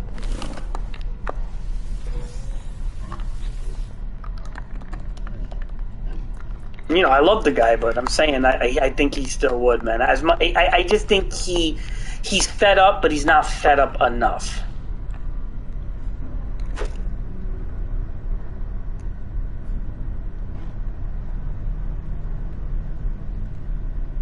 Yeah, no, I hear you, dude. That's why I get it, man. I get it.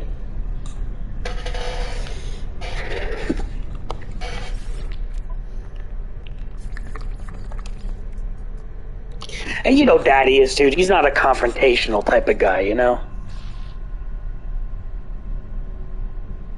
He's the type of guy, Daddy hates confrontation, like really hates confrontation. So he's the type of guy that's like, whatever, dude. Maybe I don't think it's as bad as you're saying. He's like, you know, I get it. It's kind of bad, dude, but it's not that bad. Or maybe it's like, you know, yeah, but what are you going to do? The other side's pretty bad. Like, you know, like he's very, like, laxated with things. He doesn't like to really... I've talked to him a lot, you know, and it's just kind of like... I'm not trying to hard sell him on anything either, dude. You know, I'm not saying the Republicans are like the way to go. I really don't know sometimes. You know, there are a lot of things about the Republican Party I don't like. But I just feel like the other side is just completely against everything. Like, we can't even have a good movie no more, dude. When was the last time we had a good movie?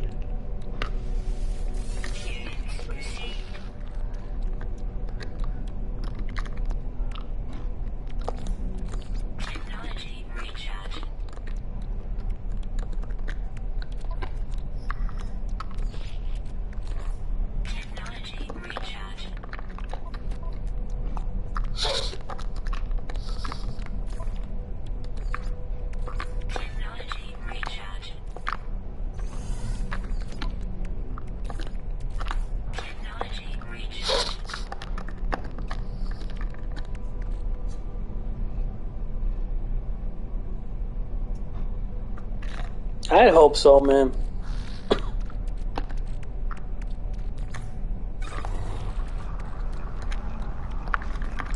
But dude, even if he does agree, like honestly, like, you know, it's just us, man. Like, you know, I don't know how pilled the country is, right, dude? Like, if you think about it, like, what does it matter if Daddy is me, you, if we all are at the same side? You know, I mean, you just wonder, like, how much of the country is that, right? Like, is the country red-pilled? Is the country blue-pilled? I mean, like, I know YouTube is very based and tends to be red-pilled a lot, but that's YouTube. You go on TikTok, TikTok's all blue-pilled. You know? A lot of the country's blue-pilled, man, now, so...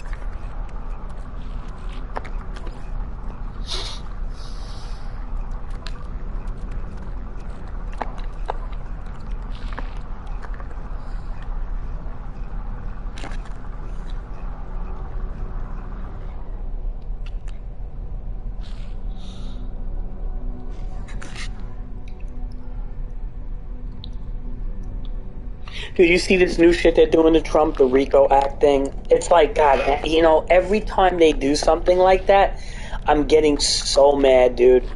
Every time. Because here's the thing, I don't even like Trump, dude. I'm not a fan of him. I'm not a fan of Donald Trump. I know he did a lot. Dude, he's fucked over a lot of people in the last 30, 40, 50 years. I could name it. I could rattle all the fucking things he's done. I'm not a fan of the guy. But what pisses me off about this RICO thing is, like, you just look at these Democrats are grasping at straws to get this guy arrested before October, and he's delaying it till after the election. And it's like, what the hell is our election turning into, dude?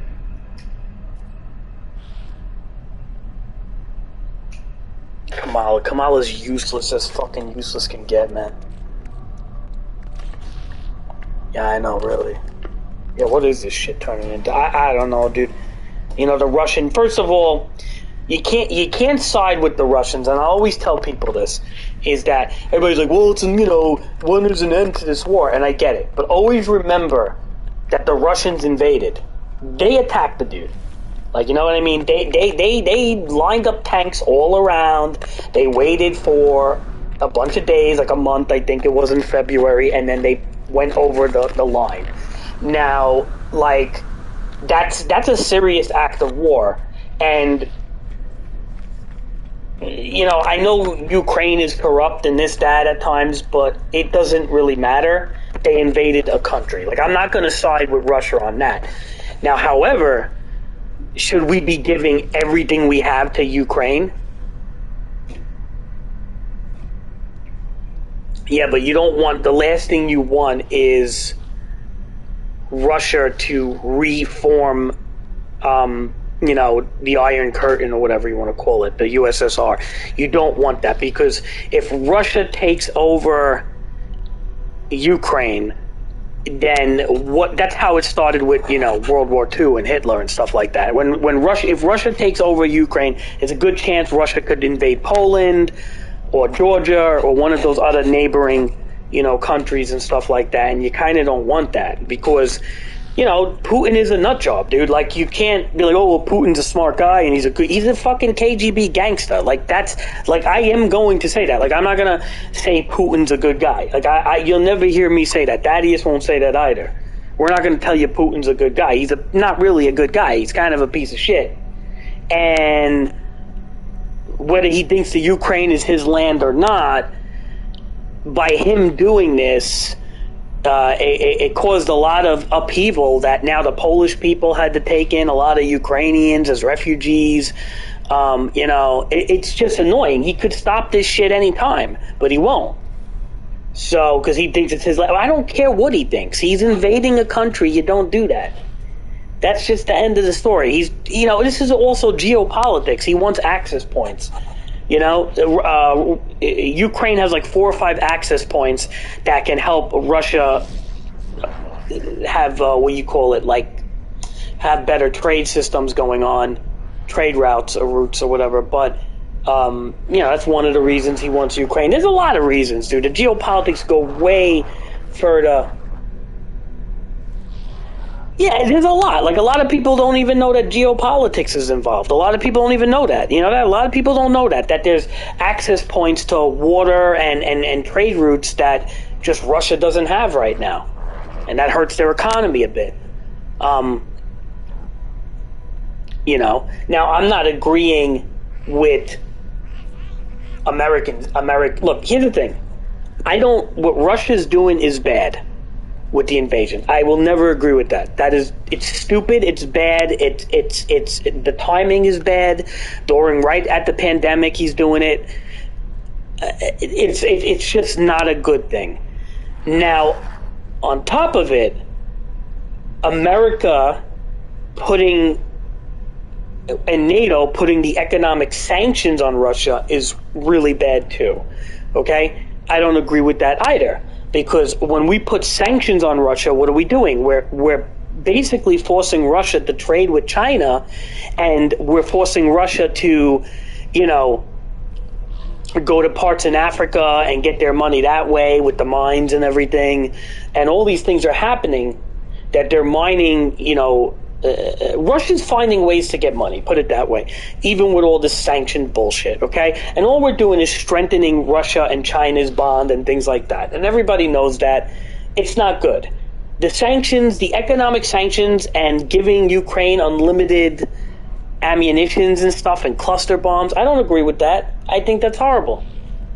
But again, at the end of the day, Russia's the one invading, so it's like, again, I don't know, man. Why are we getting involved? I mean, I'm kind of like up in the air with this, but I'm a little nervous that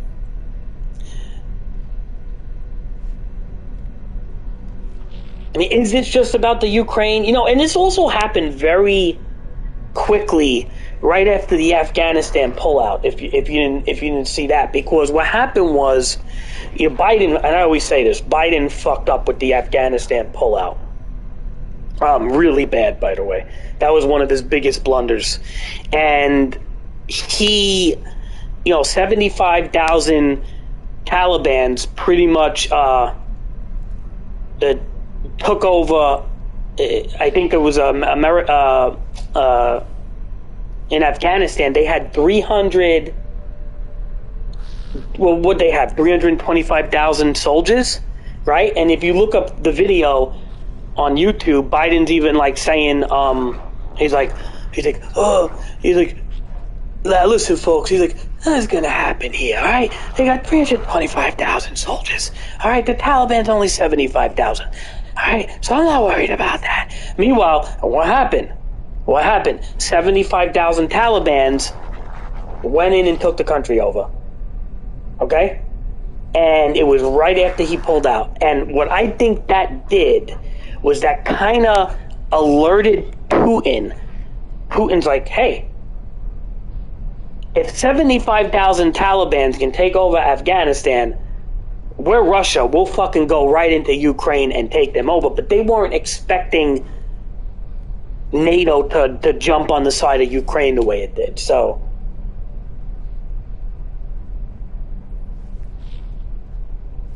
oh, it was a complete mess, dude. And they left all sorts of equipment and shit.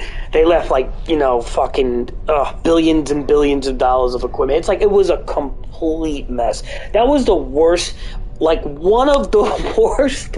I mean, to not hold him accountable on that one, it's like, wow. And dude, there were, like, generals, 5-star generals telling Biden, like, listen, Joe, I don't think it's a good idea to pull out the soldiers and whatnot. And he's like, hey, man, I'm Biden. The buck stops here. Come on, man. We don't need to be there no more. They got 325,000 soldiers. The buck stops here.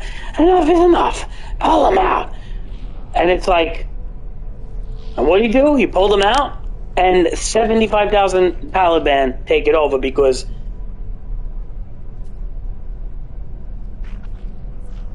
and honestly, now think about that. You think that and like here's a Republican argument right there. A Republican argument is like, oh, if Trump was in office, that Putin would have thought twice before invading Ukraine.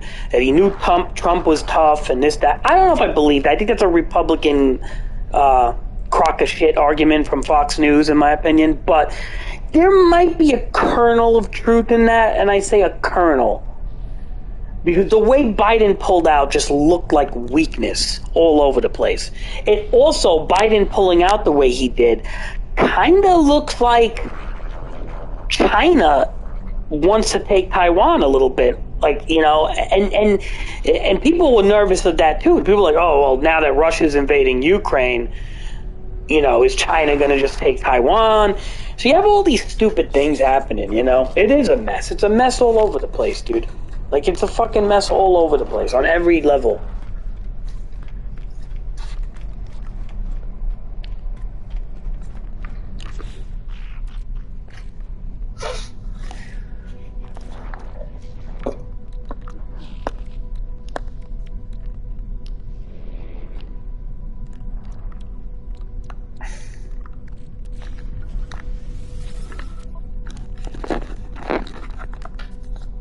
Yeah, I mean, I didn't like him sitting down with them and stuff like that. I thought he was I don't know what he was doing, but maybe that, like, I don't know what the hell he was doing. Maybe talking with them isn't a bad idea. Maybe, I don't know. I don't know how that, I don't know how that works, man. Like, is it a good idea to talk to your enemies? Is it a bad idea? Like, how does that work?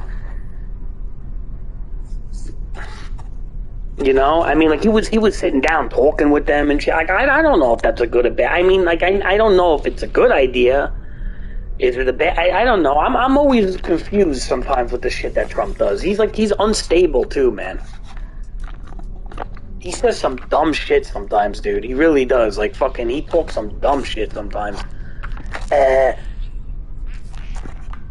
tell you, I was very impressed. I was very impressed with Kim Jong-il's parade.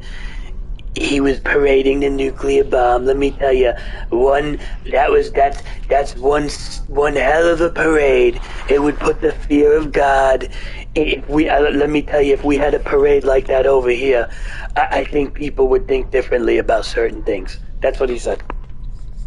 Like, he was literally praising Kim Jong-il with the nuclear bomb, like, missile parade thing he was doing. Like, that to me, like, yeah, like, when Trump does things like that, it's like a big LOL, but it's, like, fucking dumb as hell and awful. It's funny, yeah. I'm not gonna lie, like, he's a nut for doing that, but at the same, and he's funny. Like, look, he comes, he talks, he makes everybody laugh. I'm not gonna say he's not funny. He's an entertainer. He's got a hell of a lot of charisma. Okay? Like, some of the things he says, I crack up. Like, I do crack up. But is he really good for the country? Like, I think he's a nut job. I think he's a senile old man, and he's a sociopath. I really do. I mean, when he says, he goes to Chicago, he's like, I tell you, if I was the mayor, in 1 week, I'd clean up this town. I'd clean up this town in 1 week. 1 week. And it's just like, really, Trump, 1 week? You're that good? You're that good, Donald? You also, what'd you do, Donald Trump? Operation Warp Speed, right? Got in the pockets of pharmaceuticals with Fauci. He did all that shit.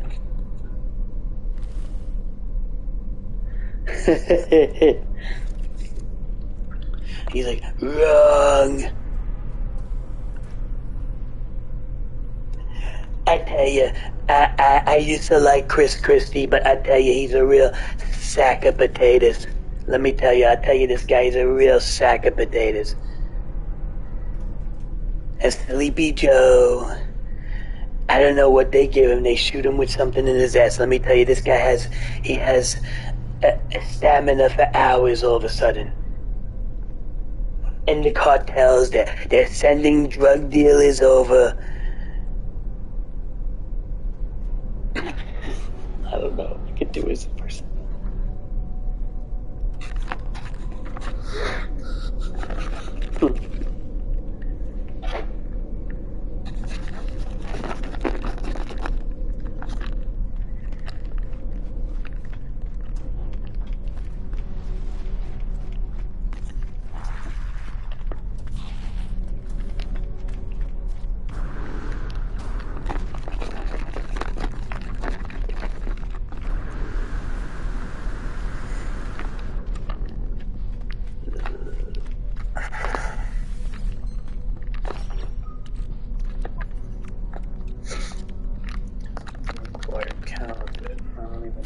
That was. I have it now.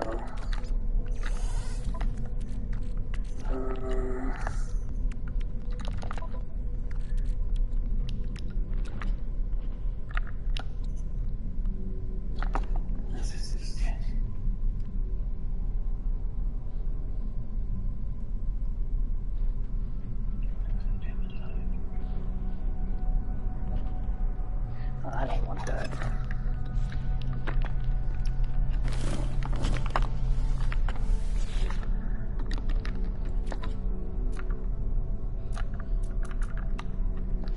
Product received.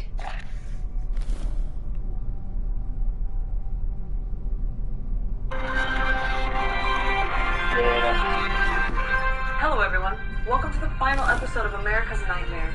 I'm Kristen Welker. America's and I'm Nightmare. a bitch. To my left is President Donald Trump. Hunter Biden, China, Russia, excuse me. And to my right, former Vice President Joe Biden. I'm like Popeye, because my body is made of old spinach. President Trump, over 200,000 people have died of COVID-19. How do you think you handled this crisis? Look, I had the Chinese zombie virus and I had a fantastic time. I'm immune now. Some of these doctors even say I'm immortal. I can live 200, 300 years in the future. These doctors don't even know how long I can live. 200,000 people died, okay? But they were saying 200 billion people were gonna die. This could have been worse than the dinosaurs. I prevented a mass extinction. You know, 200,000 people have died, and he's responsible. This guy's real for that. good, Biden, He's too. responsible for every person that's ever died ever. Every insect that's ever gone night-night. It's because of him. I go outside, I look at the leaves on the trees, and all the leaves are dying. When I was in office, we kept the leaves alive. Now, if we want to get out of this, we got to start wearing masks. And we got to put the masks in our mouths. Put a sock in his Talk back. about what I've done. I gave them masks, goggles, fins, snorkels. I mean, everybody's scuba diving now. It's fantastic. And we have two companies making the vaccines right now. We have Toys R Us and Applebee's. They're going to be serving the vaccines with very spicy buffalo wings. What do you say about people who won't take the For vaccine? people who don't want to take a vaccine, we're going to take all the needles and hide them in their beds. And if that doesn't work, we'll take the needles and put them in their little flippy floppies. So when they walk around, they get little pokes in their footsies. And if that doesn't work, then I promise I'll sneak up behind every American and I'll give them a little poke. Because every American deserves a little pokey from Uncle Joey. We have to move on to the next topic. I'd like to remind each candidate that it's important not to provide specific answers, but instead attack each other's character, like senile old men fighting over a pudding cup. I love pudding. He's a politician. He doesn't want you to have any pudding. He'll take all your pudding away. Where was the pudding when you were in office, Joe? You had 8 years to distribute pudding. Where was the pudding? Start to roll out the pudding plan. You want pudding? pudding You vote for plan. Donald Trump. President Trump, let's talk taxes. You pay less taxes than a Pizza Hut delivery driver. Look, I've been paying my taxes since I was the smallest fetus you've ever seen. I prepay my taxes. I buy them in bulk at Costco. I get the early bird discount. You should ask Joe about the early bird discount. He's very old. That's a lie. You want to talk about money? You should ask him about his son and the money. That's a lie. Overseas. They suck it up like a vacuum. That's a lie. Just because my family was overseas making money doesn't mean they made money overseas. The only time I ever made The money double overseas talk. is when I was a boy, traveling the ancient seas, trading salts for camel hides. Why don't you ask him about Hunter Biden and the laptop from hell? It's Satan's laptop. That's malarkey. This is all Russian disinformation. That computer is Russian. That's not even my son. That's just two little Russian men standing on top of each other. Let's talk race. And I do expect God. both of you to fuck this up. I've done more for black people than Abraham Lincoln. I've done more than Look at patting himself on the... People are calling me 3-Pac. And I 3-Pac. remember when I first heard of Black Lives Matter, I was walking around and they were grabbing police officers, wrapping them in blankets, and putting them in ovens, calling them pigs in blankets. Then they'd take them out and serve them as little tiny tasty treats at children's birthday parties. It was disgusting. You know, let me tell you a story. I remember when I was first coming to this country on the Mayflower. I met a little Biden always goes back to, like, ancient times. Pizza. And all the little village people were baking their bread. And little Tonto came up to me and he said, Uncle Joey, I want you to help my people. And I said, Tonto, I promise that one day I'll be a politician and I will do absolutely nothing for 47 years until one day when I'm on my death door, knocking on death's door, I'll run for president and I'll try to change everything overnight. And then I remember there was a little skirmish down by the fire and Tonto got swept up in the wind. And I never saw him Tonto again. But I promised him that I'll make life a goody-goody time. You know, he talks about equality, but look what he's done with immigration. It's terrible. Oh, come on. You put kids in cages. But you built the cages. Yeah, we built the cages for the kiddies, but he put the kiddies in the cages. You were vice president for 8 years. You never put the kids in cages, so I had to do I it. promise when I'm president, we're going to make those cages bigger and better. We're going to put a big wheel in the cage so all the kiddies can run inside. They're losing their train of like the thought in the debate. Look, we both have terrible answers. We both have bad answers to this question. Look, I ended catch and release. That was Obama's program. Catch and release would have worked if we had did it right. We're supposed to catch immigrants at the border with a fishing rod, reel them in, and then if they're under 12 inches, we set them free. We know the climate is changing. We also know both of you are dying. So how will you help our climate in a way that you will not even live to see? We have the best air, we have the best water, so clean you can almost drink it. We have the best So clean you can almost drink it. He wants to make the climate yucky. He wants to end fracking and take away American jobs. Look, I love fracking. I remember when I was a little tadpole, I met a black boy named Frick Frack, and we go fracking all the time. Hey, what do you say? Oh God. It's frack o'clock. Now, final question for each of you. If you are elected, what would you say to the hundreds of millions of people that wished you died of COVID-19? I would say, we've seen great progress. And if you give me a few more years to collect the final Infinity Stone, I'd snap my fingers and make the universe great again. By killing half of all living things. Look, we need to come together. He sees this country as red and blue, but I don't see red. I don't see blue. I don't see. I got cataracts. We ought to choose science over fiction, hope over fear, butter over cheese, decency, honor, respect, cabbage and toothpicks, poopy napkins and chocolate pudding. You vote for Joe, he'll give your pudding to China. We're gonna go pudding for pudding. Well, that does it for the final presidential debate. I hope tonight shows the tens of undecided voters in this country that perhaps there's one professional, modest person that America deserves as its leader. And that person is me. Good night, everyone.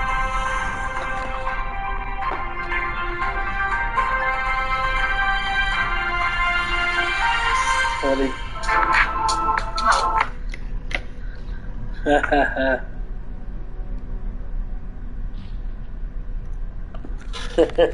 Dude, it sounds like the two of them, man. That's what Biden does all the time. He always rants off. He's like, when I was a young boy in Scranton, Pennsylvania, my pappy told me, he said, listen now. He said, Joey, you're gonna be something someday. Hurry up. I said, come on, man. What are you gonna be now? Yeah, that's that, and he goes into these stupid speeches about his fucking childhood or his stupid fucking. It's not about the blues, not about Democrats or Republicans. It's about harmony between the both of us as American people. One people. Come on now, gotta save the Queen. And then Trump is always like, I tell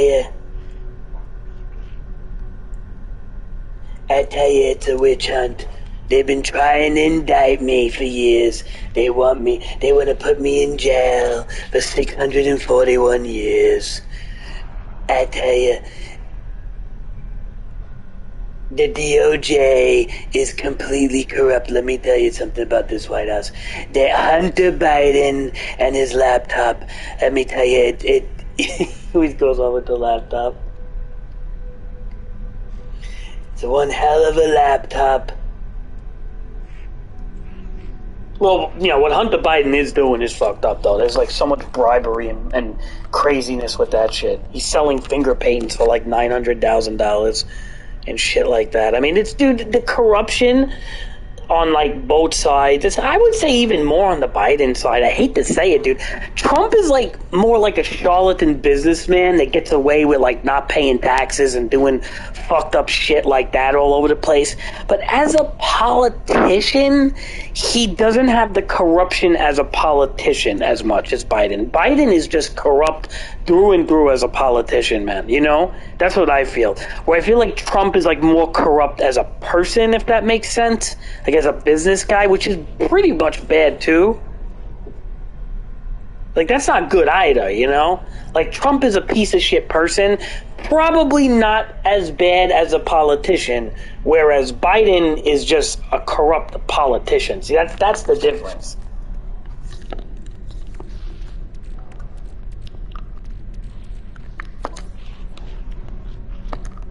And like policy wise, I always kind of like, I do kind of agree with Trump's.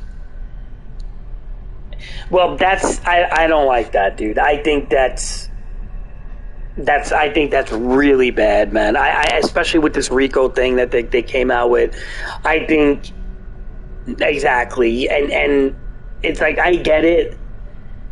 They're trying to show that, you know, nobody's above the law and this, that, the other thing, but it's definitely biased, and they go too hard on him with everything. I mean, it's like a nonstop, like, you know, a nonstop attack on things that are like not even, you know.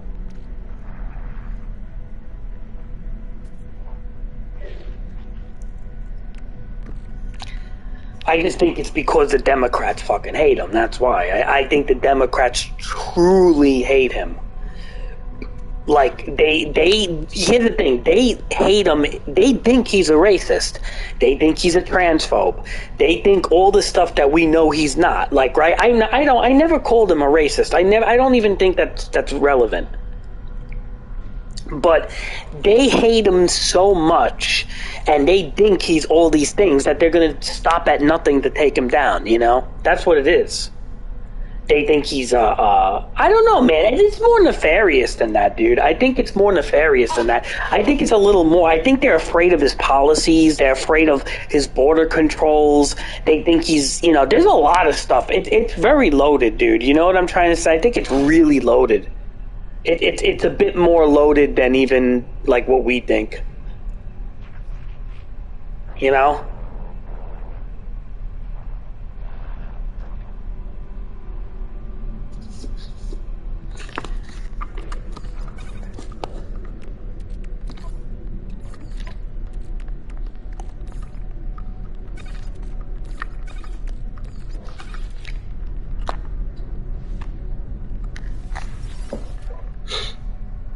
Well, it is.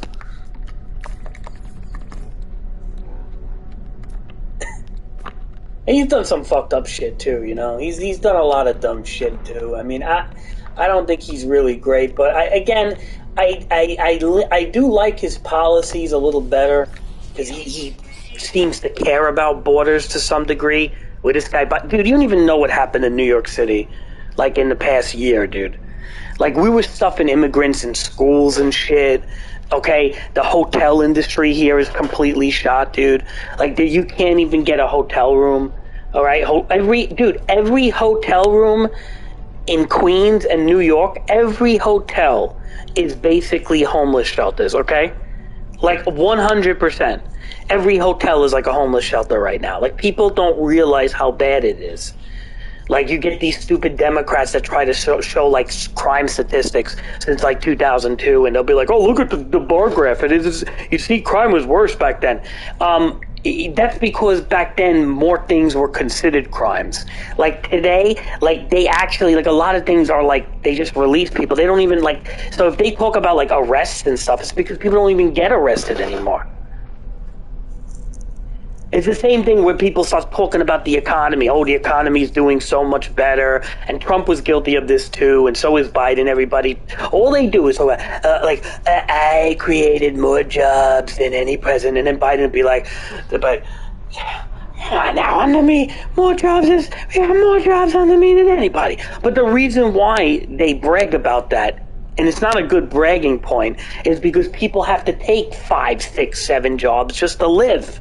Okay? It's not a bragging point when people have to work every day and have no free time just to live. Okay? That's not a bragging point. But both presidents right? Both of them did that. Trump and Biden did that.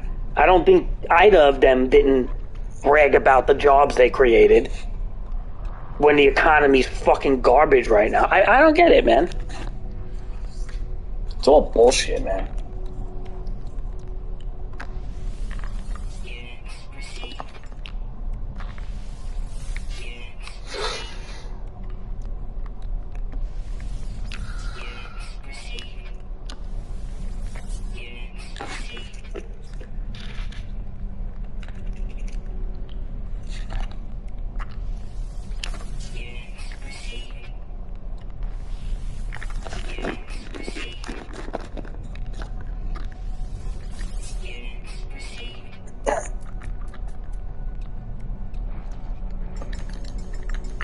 I just feel like the left is just not on our side at all, though. That's the difference. You know, if you really want to break it down to the voting point, the left is just not on a white guy's side. A middle-aged white guy, dude, that's what we are now, right? I'm 38. I don't know how old you are, 43 or something, 42. But just the left is not on our side. That's what, if it really is going to be the deciding vote, that's what I feel it is, man. I'm 41. Oh, you're a few years younger than Thaddeus. No, I don't know. Simulation theory? What's that? That we live in like a matrix or something? Now, I'm not really into those like conspiracies and stuff too much.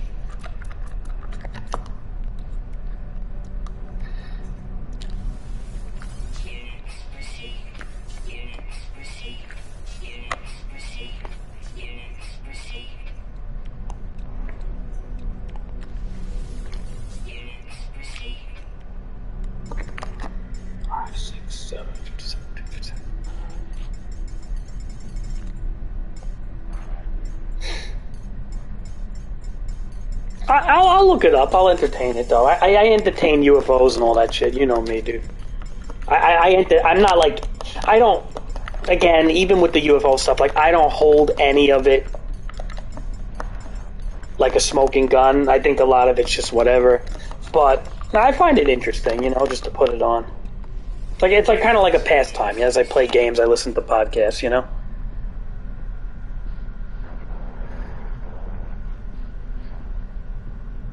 Yeah. That's what I like to do, you know?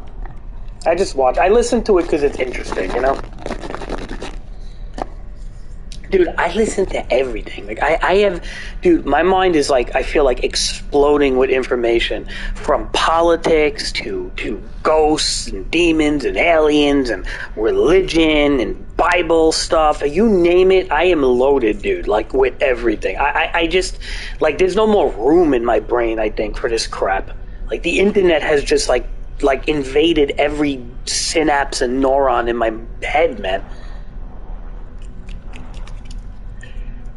You know, dude, it's just like, I don't know anymore. You know, I listen to near-death experiences when people die and what they say. I go through, like, 2-hour podcasts over and over. Like, I'll listen to, like, because, like, some of these near-death experiences, like, they see God, other times they don't see shit, or they'll see, like, you know, like, all sorts of weird stories and shit. What, you do all that too?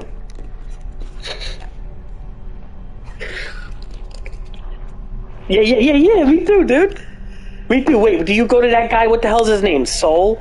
Something Soul? Living Soul or some shit? He's like some dude. He interviews a bunch of people. I like that guy because it's not always super religious. He's kind of like...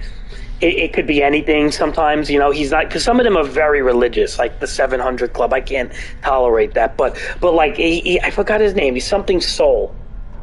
Living Soul or some shit like that. He's pretty good. Because he's not like super religious. He's like he's no, his cases are all over the place.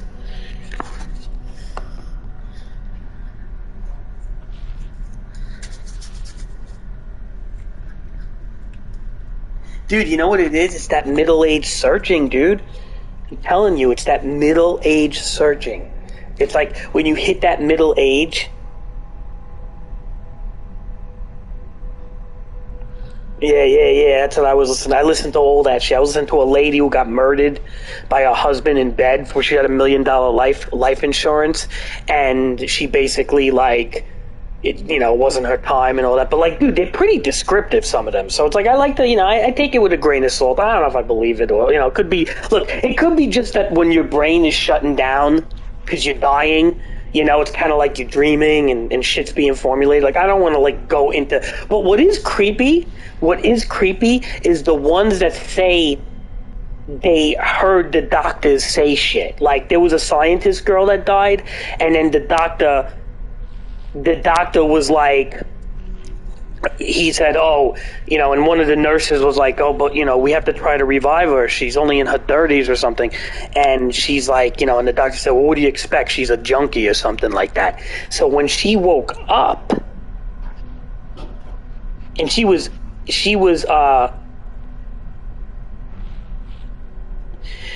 when she woke up, she basically said, well, no, she was dead for a while, though, right? She was dead for a while. So I think she was like clinically dead for like 6-7 minutes at that point. So I don't know, I don't know. Maybe some messaging was still getting, imprinted on her neurons. Who the hell knows? I don't know. It's like a worm, right? If you cut a worm in half, the bottom part of the worm will still wiggle, right? Like it's still going to have muscle movement. So maybe the brain is still active in certain areas. I don't know. You're right. I don't really know. But then the doctor was like, she said that to the doctor, and he got all nervous, like she's gonna like drop a lawsuit on him or something. She's like, no, I'm not gonna try to get you in trouble. I just want to know, did you say that? And when she got back, and he's like, I did. I apologize. I'm sorry. And she's like, no. She's like, I just want to know that I wasn't. He's like, there was no reason you should have heard that because you were clinically dead for like, I don't know if it was 6 minutes or 10 minutes. She was dead for a while, dude. And the fact that she heard that, it's a little weird. I look at it like it's a little weird. Now, again, is that a smoking gun or something? I don't think so, but I don't know, man. It's like, it's that middle-aged searching, I call it. Like, you're middle-aged, you're just searching, trying to figure out everything. Why are things happening the way they are?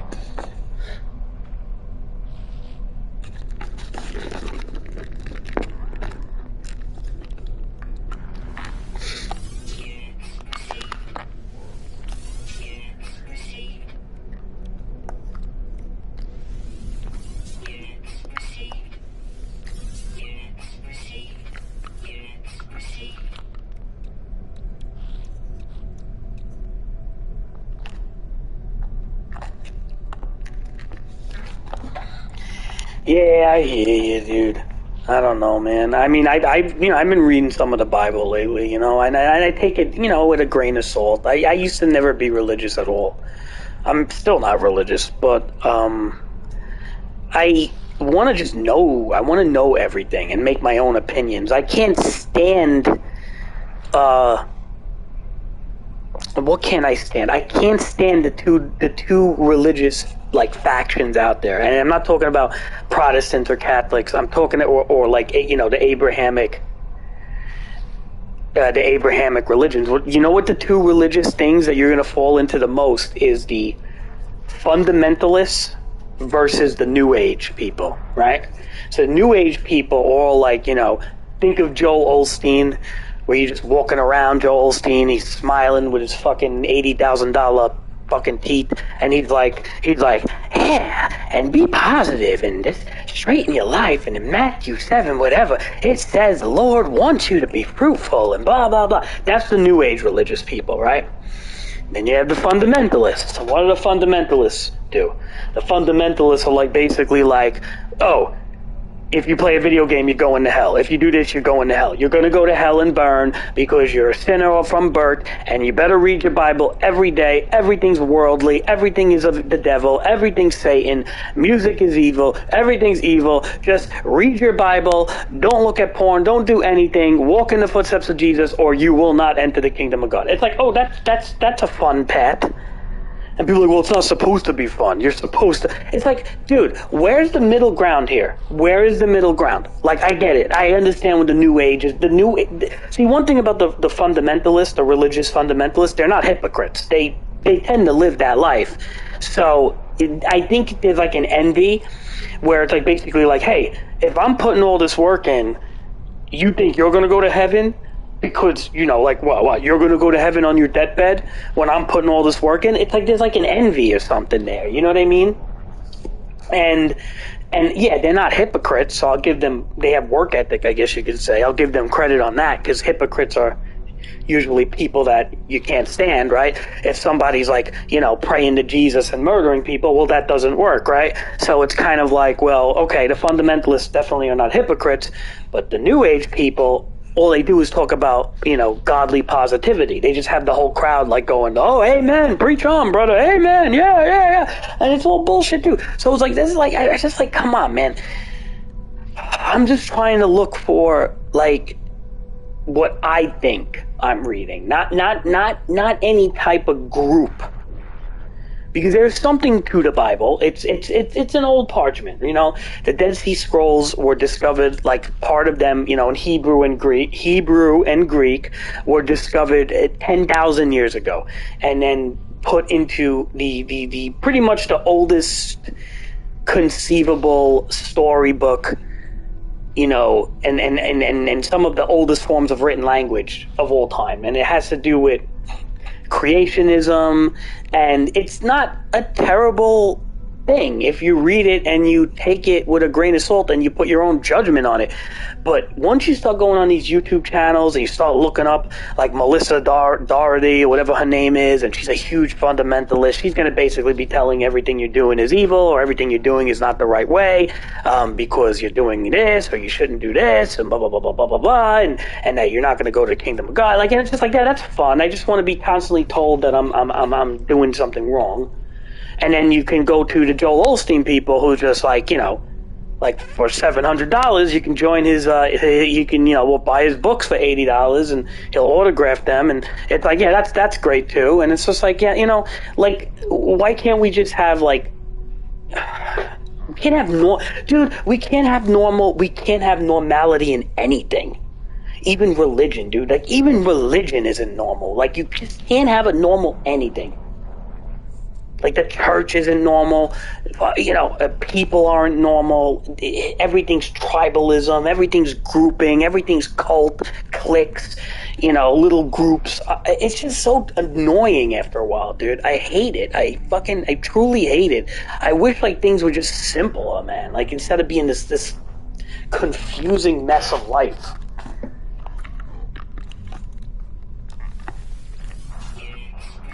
Always feeling guilty whenever I get into something, man. Makes me just want to just play a game and just like not even paying attention to like anything. It's just like, yeah, the things that make me happy is like this stupid shit here, because it's just like, whatever, man. I'm selling crap in a space thing.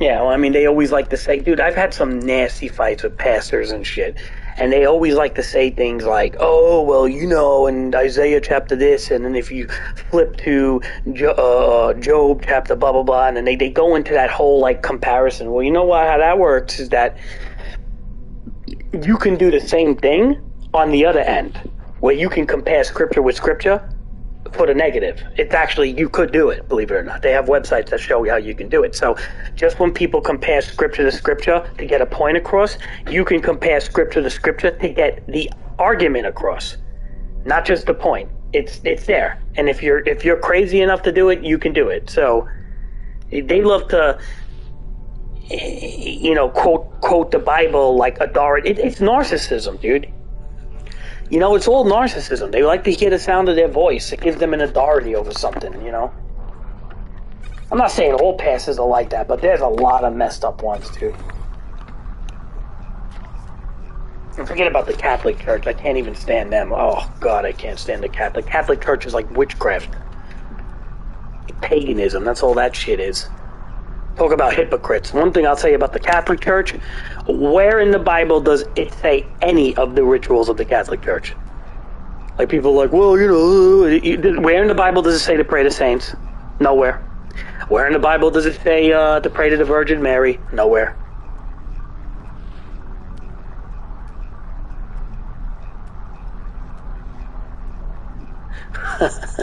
Castlevania. We're like, yeah, I get it, dude. Yeah, the Catholic Church has all the rituals and shit. That they have like the holy water and, oh, please, the holy water, please.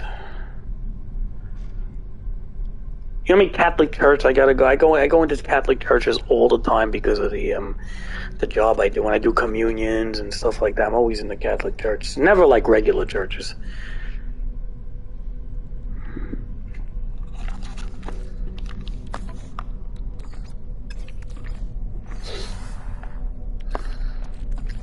Technology recharge.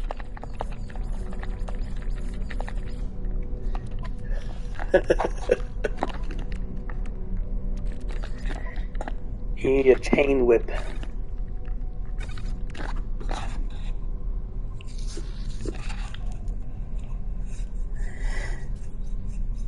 You need a chain whip. You need to use the Bible as like a frickin' like a force field. You throw crosses at people.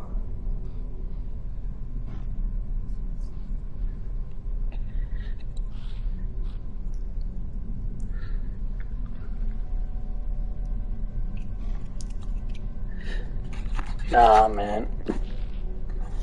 I never played the Fallouts yet. I should, though. I'm probably going to be playing Armored Core 6, though, coming out, man. I'm kind of psyched for that. It's made by the people who made Elden Ring, so they're taking over the Armored Core franchise, and it's pretty, it might be pretty good now. I mean, I always liked the idea of the franchise.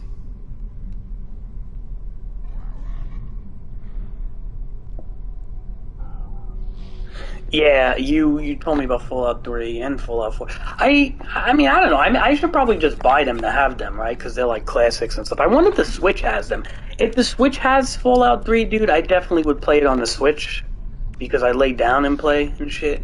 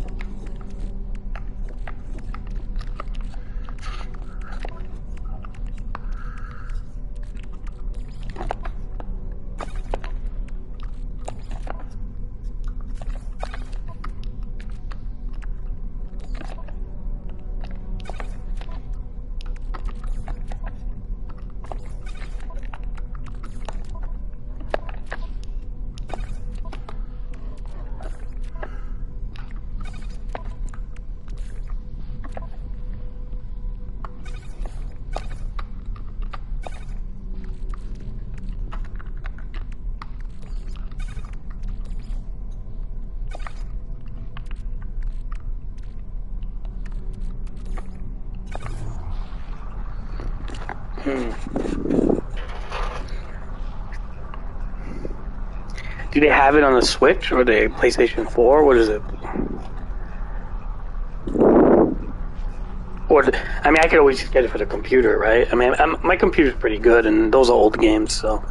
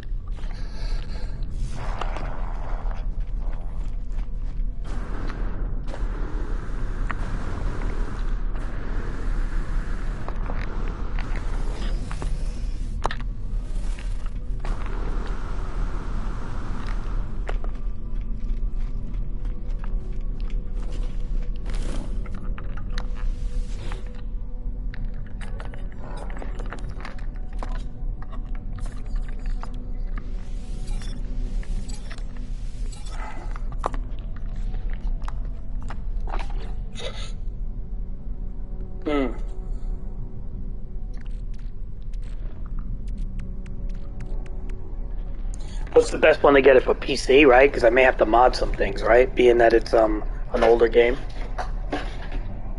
I'm sure with some mods you could probably make it look pretty cool.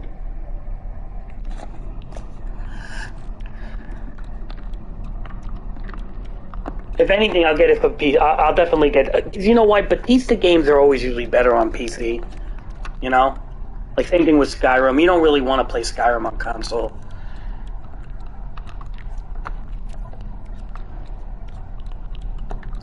Like I have Doom Eternal on computer and everything like that. I can't play Doom. I haven't, believe it or not, I bought Doom Eternal for PlayStation 5 also, and I just couldn't get into it. But on the computer, I beat it. I had a good time with it on the computer. I just didn't like the analog sticks with that game. Technology recharge.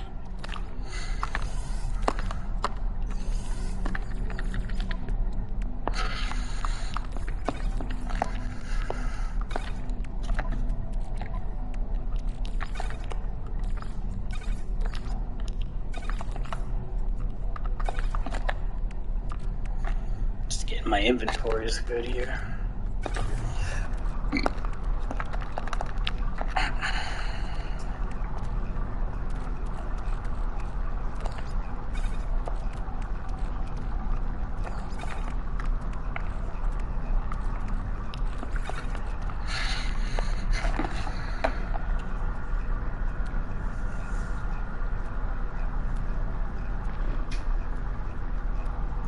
How much is Fallout 3?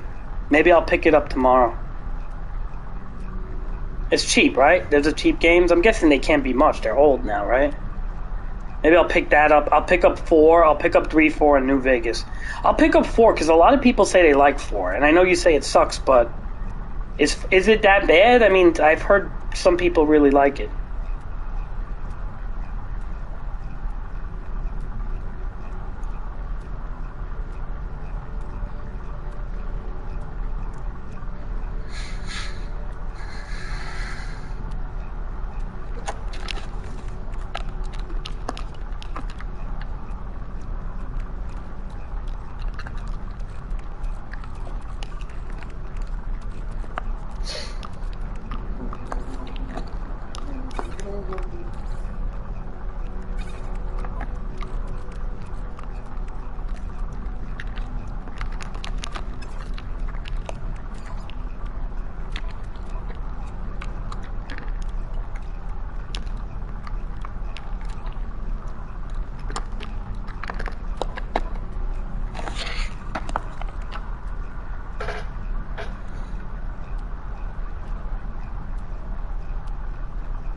Alright.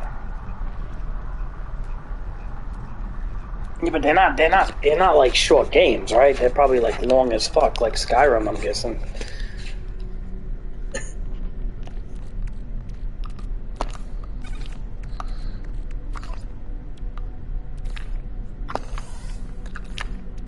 Technology recharge.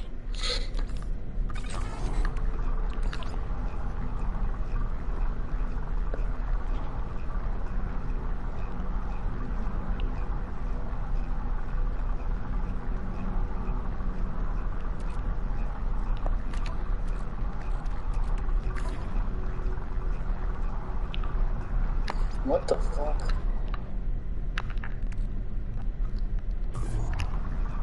What? Technology recharge.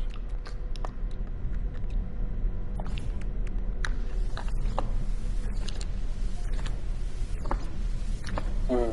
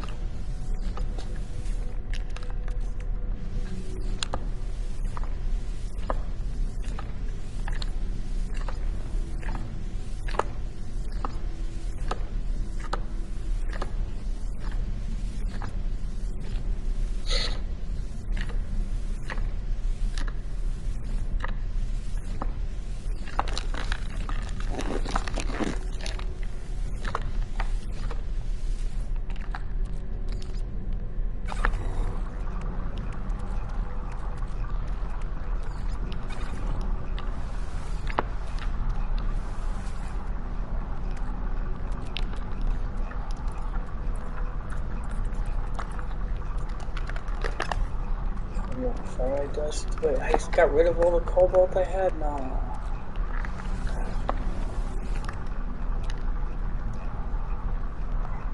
These things.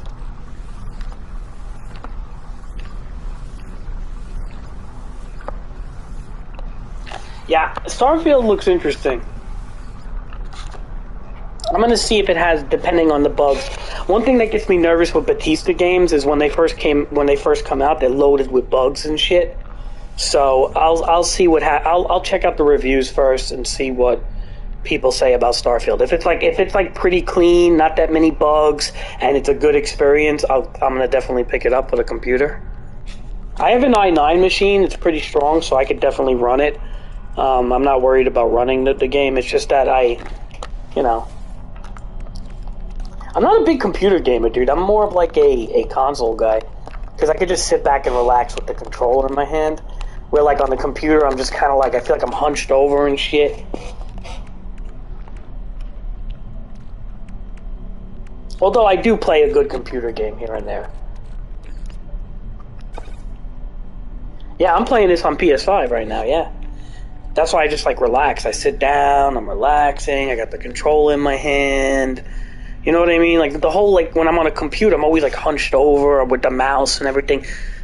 My monitor's a 2K monitor, so it's like I'm playing this in 4K right now. So it's like I have to like kind of dumb my resolution down. There's like a couple, even though my machine is pretty strong. I got 32 gigs of RAM. I got an SSD Mach 2. I got a i9 machine. I have like a $3,000 machine, but my monitor isn't that good. And it's like I played a computer for like 60 frames per second games, right? So. Like for example, like the Batman games and some of the old games, or even like Red Dead 2, like I wanted to play that in 60 FPS, and that's what I did. You know, that was like a big goal of mine, is to try to play games in 60 FPS, like games that don't have a proper update for that, for console. Red Dead 2 does not have a 60 FPS for the PS5, and that kind of pissed me off.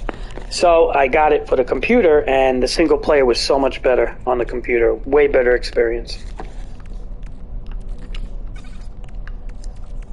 But still, Red Dead 1 is not on the computer, dude.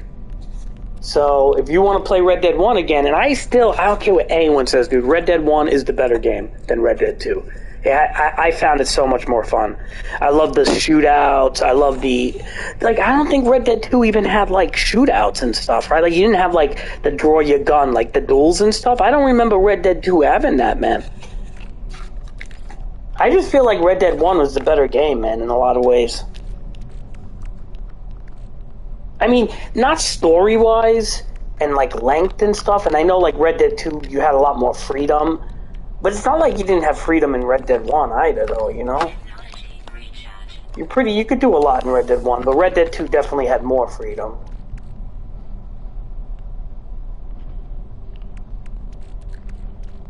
I haven't really been to Ken's in a while, dude. Like, I don't think I've ever been to Ken's house, really. I don't really like to drive on highways too much. I mean, I'll do it, but then, like, I don't want to get drunk and stay over and all that shit. And I want to drive back, and then it'll be like... that's why I never really went. And plus, I never, like, knew Ken like that, you know? Like, that's, like, more Daddy-is friend more than anything. Like, I was always cool with him, but I never knew him. But he's cool. Ken always likes to invite everybody over, so... I mean, I don't know.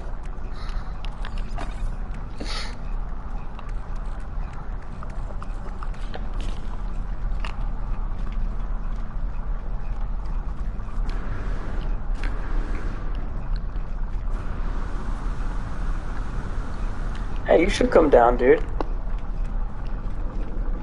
That'd be pretty cool.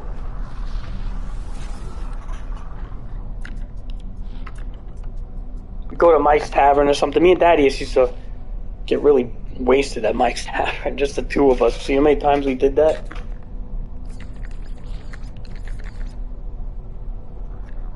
And he'll tell you, I used to outdrink him, dude, like, really outdrink him, dude. I used to outdrink everybody. It was sick, man. I was popping, dude. I almost like feel like I damaged myself or something when I used to really drink, dude. Like, really fucking drink. Daddy's will tell you. Like, I would be sloppy drunk. Like Xanax and fucking alcohol, dude. Just really popping it, but... I lightened up with that, dude. I don't want to fucking get, like, liver failure and shit, dude.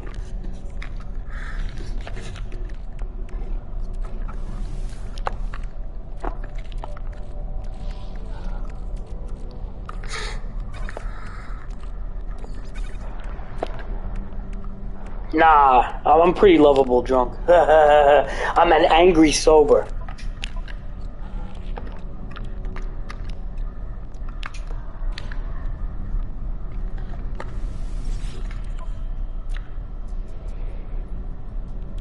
Nah, dude, me drunk, dude. I'm your best friend when I'm drunk. I'm taking guys' numbers down in my phone. I'm hugging people. It's like yeah, I'm not normal when I'm drinking, dude. Like I'm fucking like, you know, oh yeah, I'm telling people things. We gotta definitely go to this place, this haunted house, dude. It's the best. Oh my god, we gotta do that. And then like I'm taking their numbers down. Then next thing I know, I look at my phone. I'm like, dude, one time I took like 5 numbers down in one night of like guys, and we were gonna like have all these elaborate plans to like hang out, and then I woke up and I'm like I really don't like these people. It's like I don't even know these people. Like, I don't like them. Like, why am I? Yeah, I kind of stopped doing that. I was doing that in my 20s a lot. You know, like in early 30s, I'd say.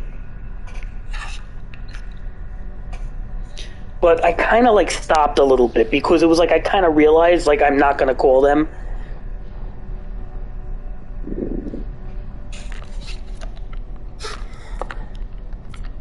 Then I wound up like driving people home, dude. Oh my god, some of the things I had to do, like drunk driving people home, going all over the place, like, you know, like just really crazy shit. I smoked crack one time with some kid in Broad Channel. Didn't met the kid the first night. Didn't know him from a fucking hole in the wall. We chilled, we hit it off. Next thing you know, I'm smoking crack with him in his fucking like little boathouse or whatever. Like I did shit like that, dude. Like I was out of my mind, you know? I was just fucking doing everything. So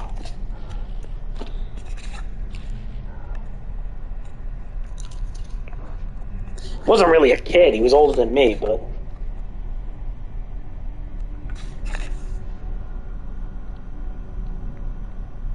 yeah, no, the scary part is the first time I've ever did it, and I did it that whole, like, you know, a good part of the night, and I'm gonna tell you this, dude. The scary part was I liked it. I really liked it, dude. Dude, I'm telling you, it's like the one and only time I did it, but I fucking loved it. It was like, dude, because I'm a big coffee drinker. Like, I just had a coffee just now, right? Like, not that long ago. Dude, it was like the equivalent of like fucking 10 shots, like 15 shots of espresso in like one hit, dude. Like, after you took a couple of hits, dude, I remember, like, I was completely sober. Like, it got me right out of my drunkenness, and I'm just like staring. I was at Broad Channel, like over there, and I'm staring at the water. And I'm just like, and I felt so alive, dude. I felt so fucking alive. I'm like, wow, I really feel alive right now. I'm telling the kid, he's like, yeah, man, you got that euphoria going on. I'm like, nah, yeah, but I'm like, I feel like I could do jumping jacks. I was like, I feel great right now. I was like, I feel this is wonderful. I kept saying that, this is wonderful. He was laughing, the kid, but it was like, yeah, dude, it's scary how, like, I could see why people get addicted to shit, dude. You know what I mean? Like, I could see, dude. Thank God, like, you know, again, when I sleep and I wake up, I feel guilty. I'm like, what the fuck am I doing? Like, thank God I have, like, that little conscience in my head, but I'll tell you, man, like, you know, I could see, like, where people go wrong with this shit, you know?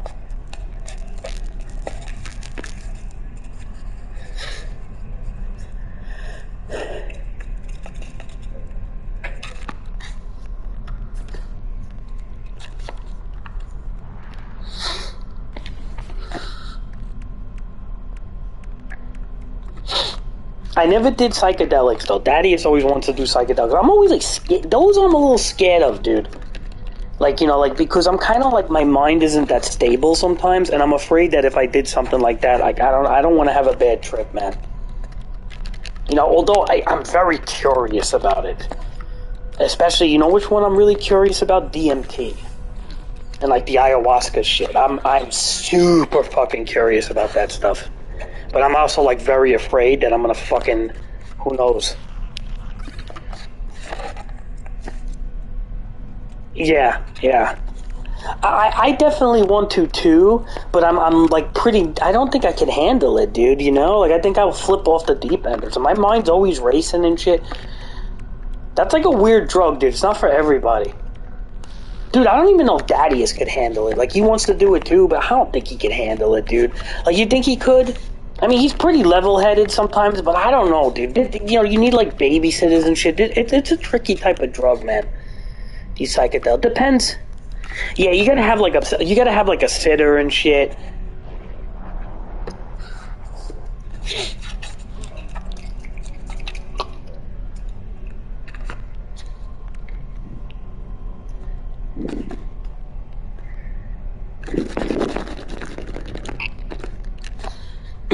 Yeah, maybe. I don't know. Maybe I could now. You know, I don't think I would be able to handle it in my 20s. That's for sure.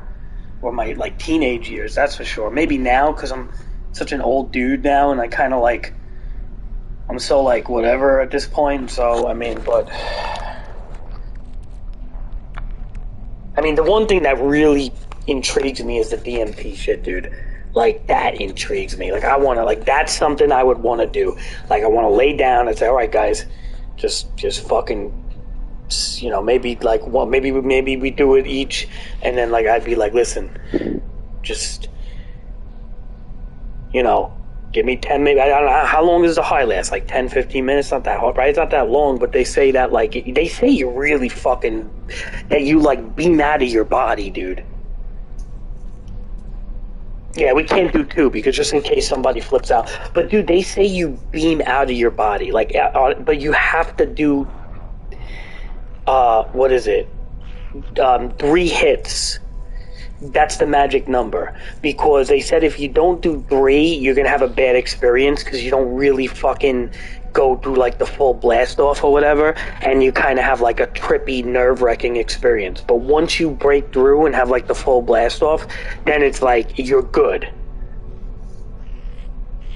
Yeah, you need 3 hits at least, right? So you take 3 man-sized hits, like good man size. You hold it in, like, you know, you really hold it in until you can, then you let it out, and then you just fucking, you know, you take 3 of those motherfuckers.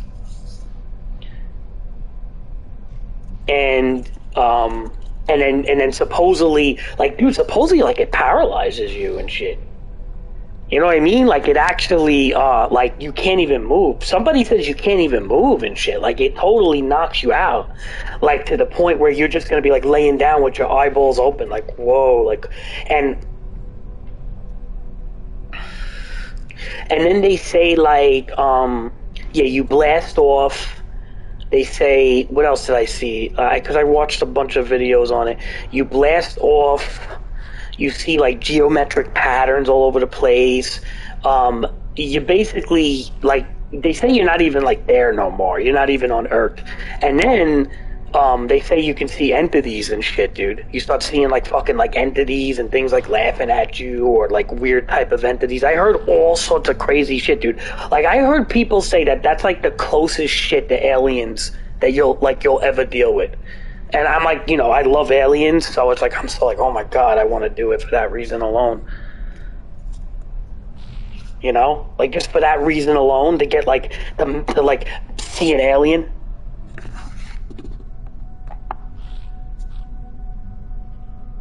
Wait, did you ever do it before?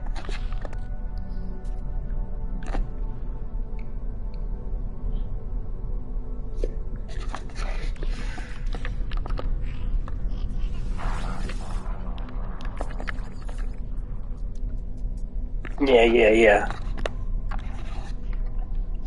Yeah, I mean, this is why, like, I want to do it, man, you know, like, 'cause, like, part of me, I've been interested in this for, like, 3 years now, and I think Thaddeus wants to do it, too. I don't know if I should even say that on the stream, God forbid Stefan comes in here, but, I think he kind of wants to do it, too, dude. Like, he's definitely, like, he's mentioned things before, so, I don't know.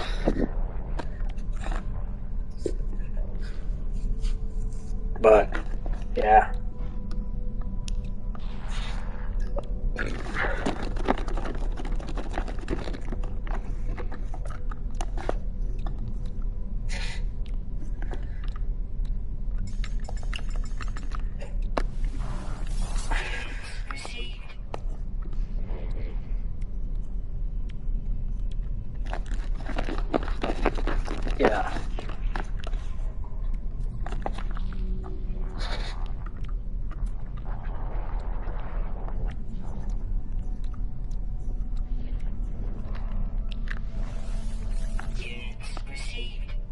Dude, I'm afraid like one of us is gonna be fucking nuts though with it, man. I don't know which one, man. I've seen Daddiest in some situations, boy. And, you know, and I don't trust myself either.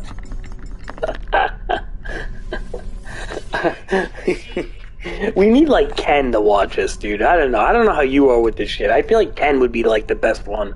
He'd probably watch everybody and be like, yeah, no, you're good.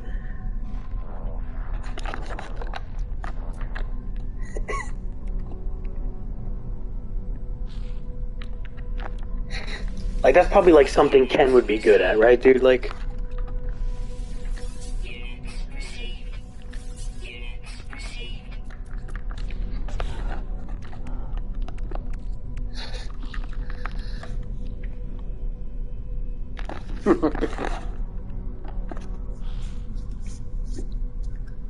yeah, no, Daddy is might be a little better, but he ain't gonna be too good either. Daddy's is a bit depressed lately and stuff, dude. I feel like I get that vibe sometimes, you know, like living in that house with the mother and everything. You know, his mother's not even really there. Yeah, I always get that feeling like he's kind of depressed lately, and I don't know if it's good to do stuff if you're depressed. You know, and I'm not in a good state of mind at times too. I'm like a little nuts myself, so. You know, you need like a guy who's kind of grounded.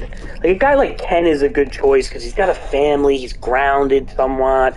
You know, he's got like a good life, a house, kids. He's got, you know, he's got all this stuff going on, and he's not and I think he has experience with stuff like this too. So I think Ken is like probably like a good candidate probably for something like that. But. Yeah, you get what they call ego death. So you heard that too, right? So basically what happens is after you do it, you can get like, even if the trip isn't that bad, like you can be fucked up like 8 months down the line. Like I've heard people say like that they just can't, like nothing feels real anymore and stuff like that. And I heard that people say like it's like once you do it, they're like when you do it, that's more real than reality. And what happens is it's like you get like what they call ego death, and that's what you're saying. It's basically it could have long-term effects like that, dude. Which is that good for somebody with depression or something? You know what I mean, dude? Like, I don't know, you know? Like, that's why I wonder, like, are we, you know, I have depression, you know? I'm on like, am I damaging myself with that shit? You know what I mean? Like, I'm a little nervous, don't get me wrong, but I mean, I'm definitely, you know, definitely interested as well, so.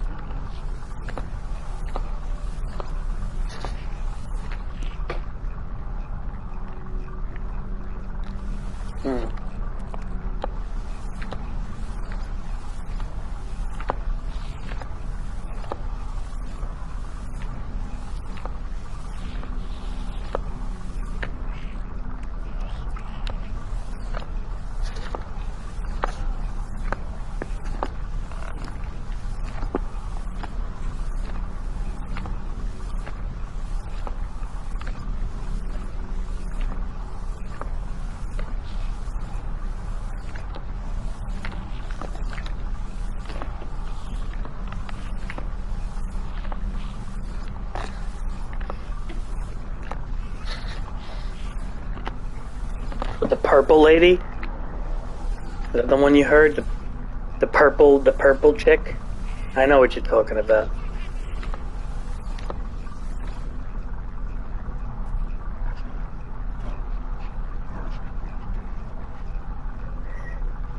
Yeah. It's supposed to be like that purple lady or some shit like that. Yeah. Not everybody. It's just a couple of stories, but yeah. That's the one. And that and supposedly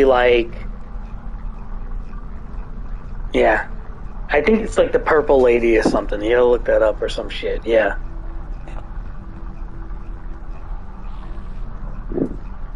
It's so weird, dude. Like, what the fuck is it, though? Like, what is DMT? Like, what does it do to you to do that? Like, that's something I feel like science should really be, testing out and shit. Because, I don't know, man. I think that's weird. The fact that, like, you're seeing entities and shit, it's so, like, different than what, like, we're normally, like, I wish, like, than the atheist point of view or something. It feels weird, man.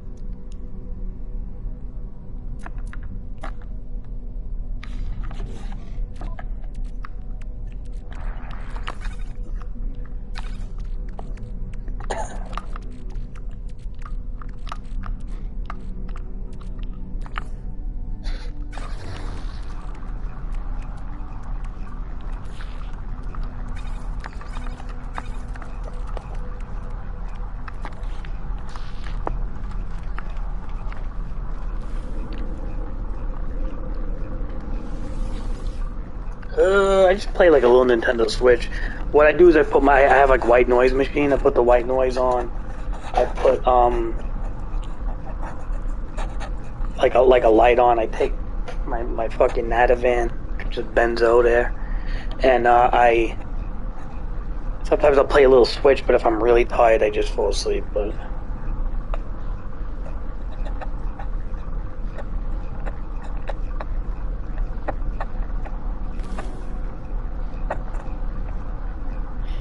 sometimes I'll listen to like something, but I don't know. I don't really listen to like heavy shit right before bed because it's like, it's too much sometimes to like, then like things that make you think too much and shit like.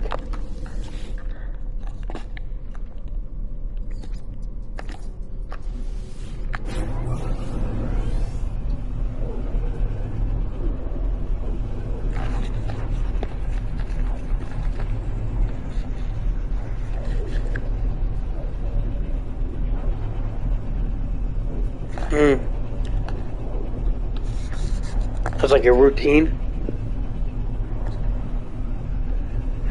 Yeah, I put this white noise machine on like really loud. Like really loud.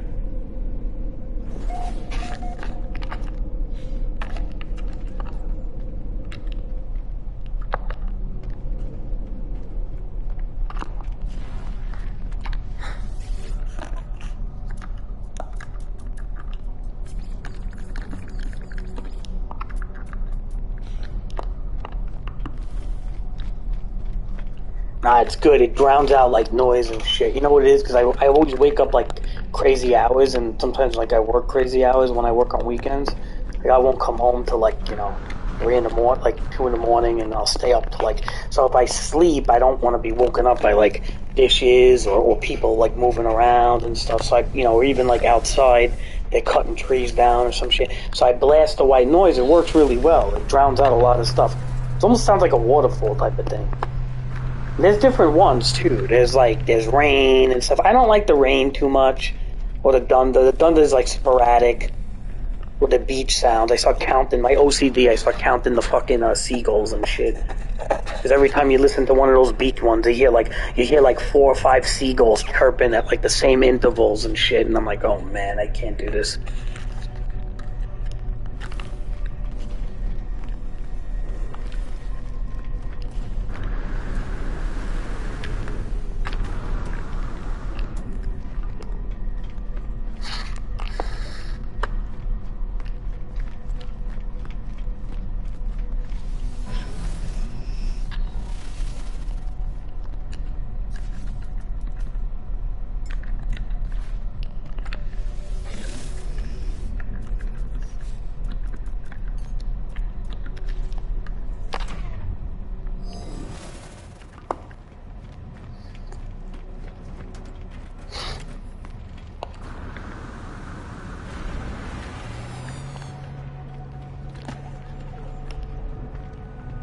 What I do is I plug the white noise into a stereo.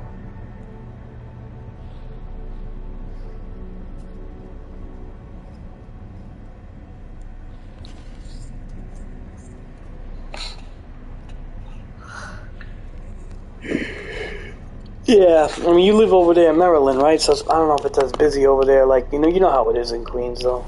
It's like fucking so noisy over here.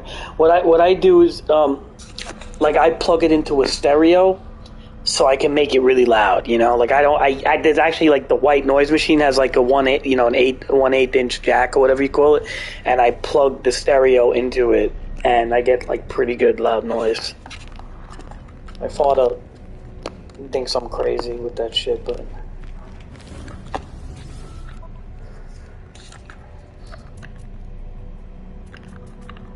he's like, I always have to put that noise on. I'm like, yeah, well, it helps me, relaxes my OCD.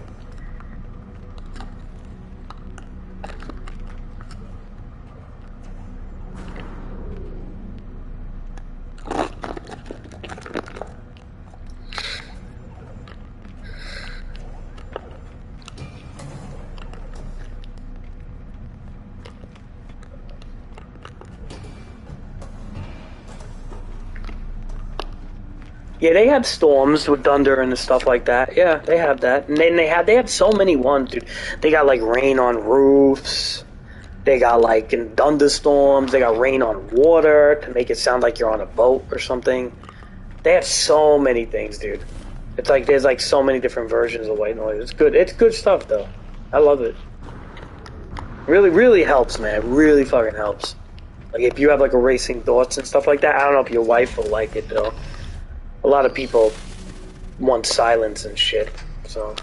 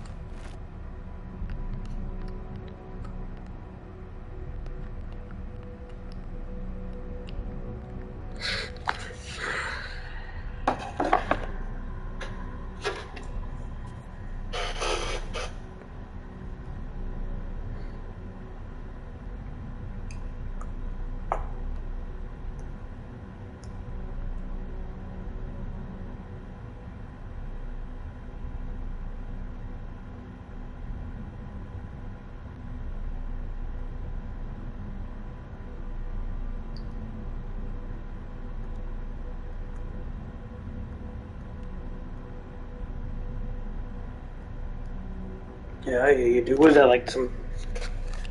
You get like PTSD from like the war or something?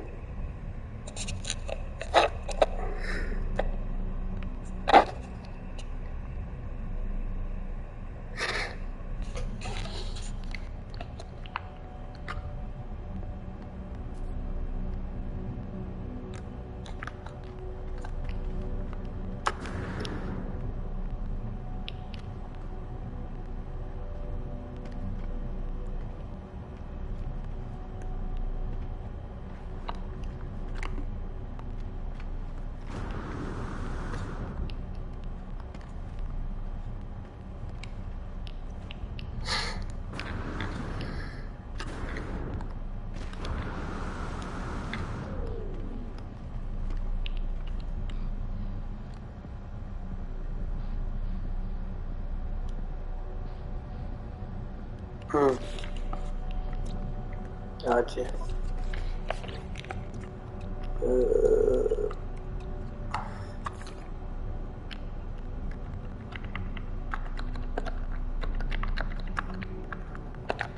How cool is this? Because I remember from Wing Commander there was a ship called Excalibur. Kind of looks like this ship.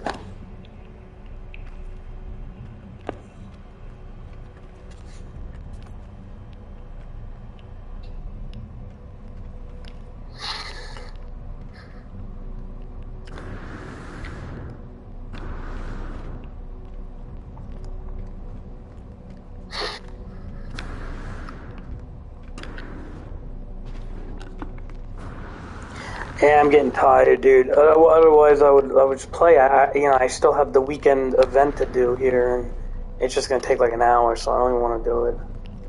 I still have a lot of shit to do. What I'm gonna do is I'm probably just gonna get going, relax, and yeah, I got a jetpack. You got a jetpack?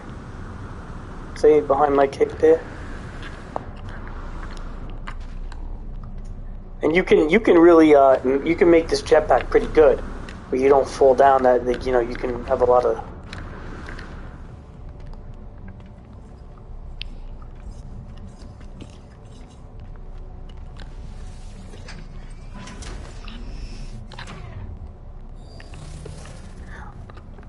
All right, dude. Yeah, I'm gonna get going.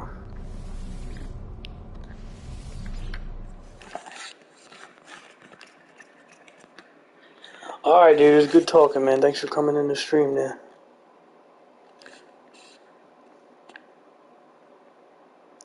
Yeah, I may pick them up on the computer, even if I don't play them like right away. But I think I may just buy them, just to have them, because I know they're good games. Plus, I have Skyrim, like Anniversary Edition. I have so many games on the computer, so I may just add them. All right, dude. Talk to you tomorrow. So. Bye.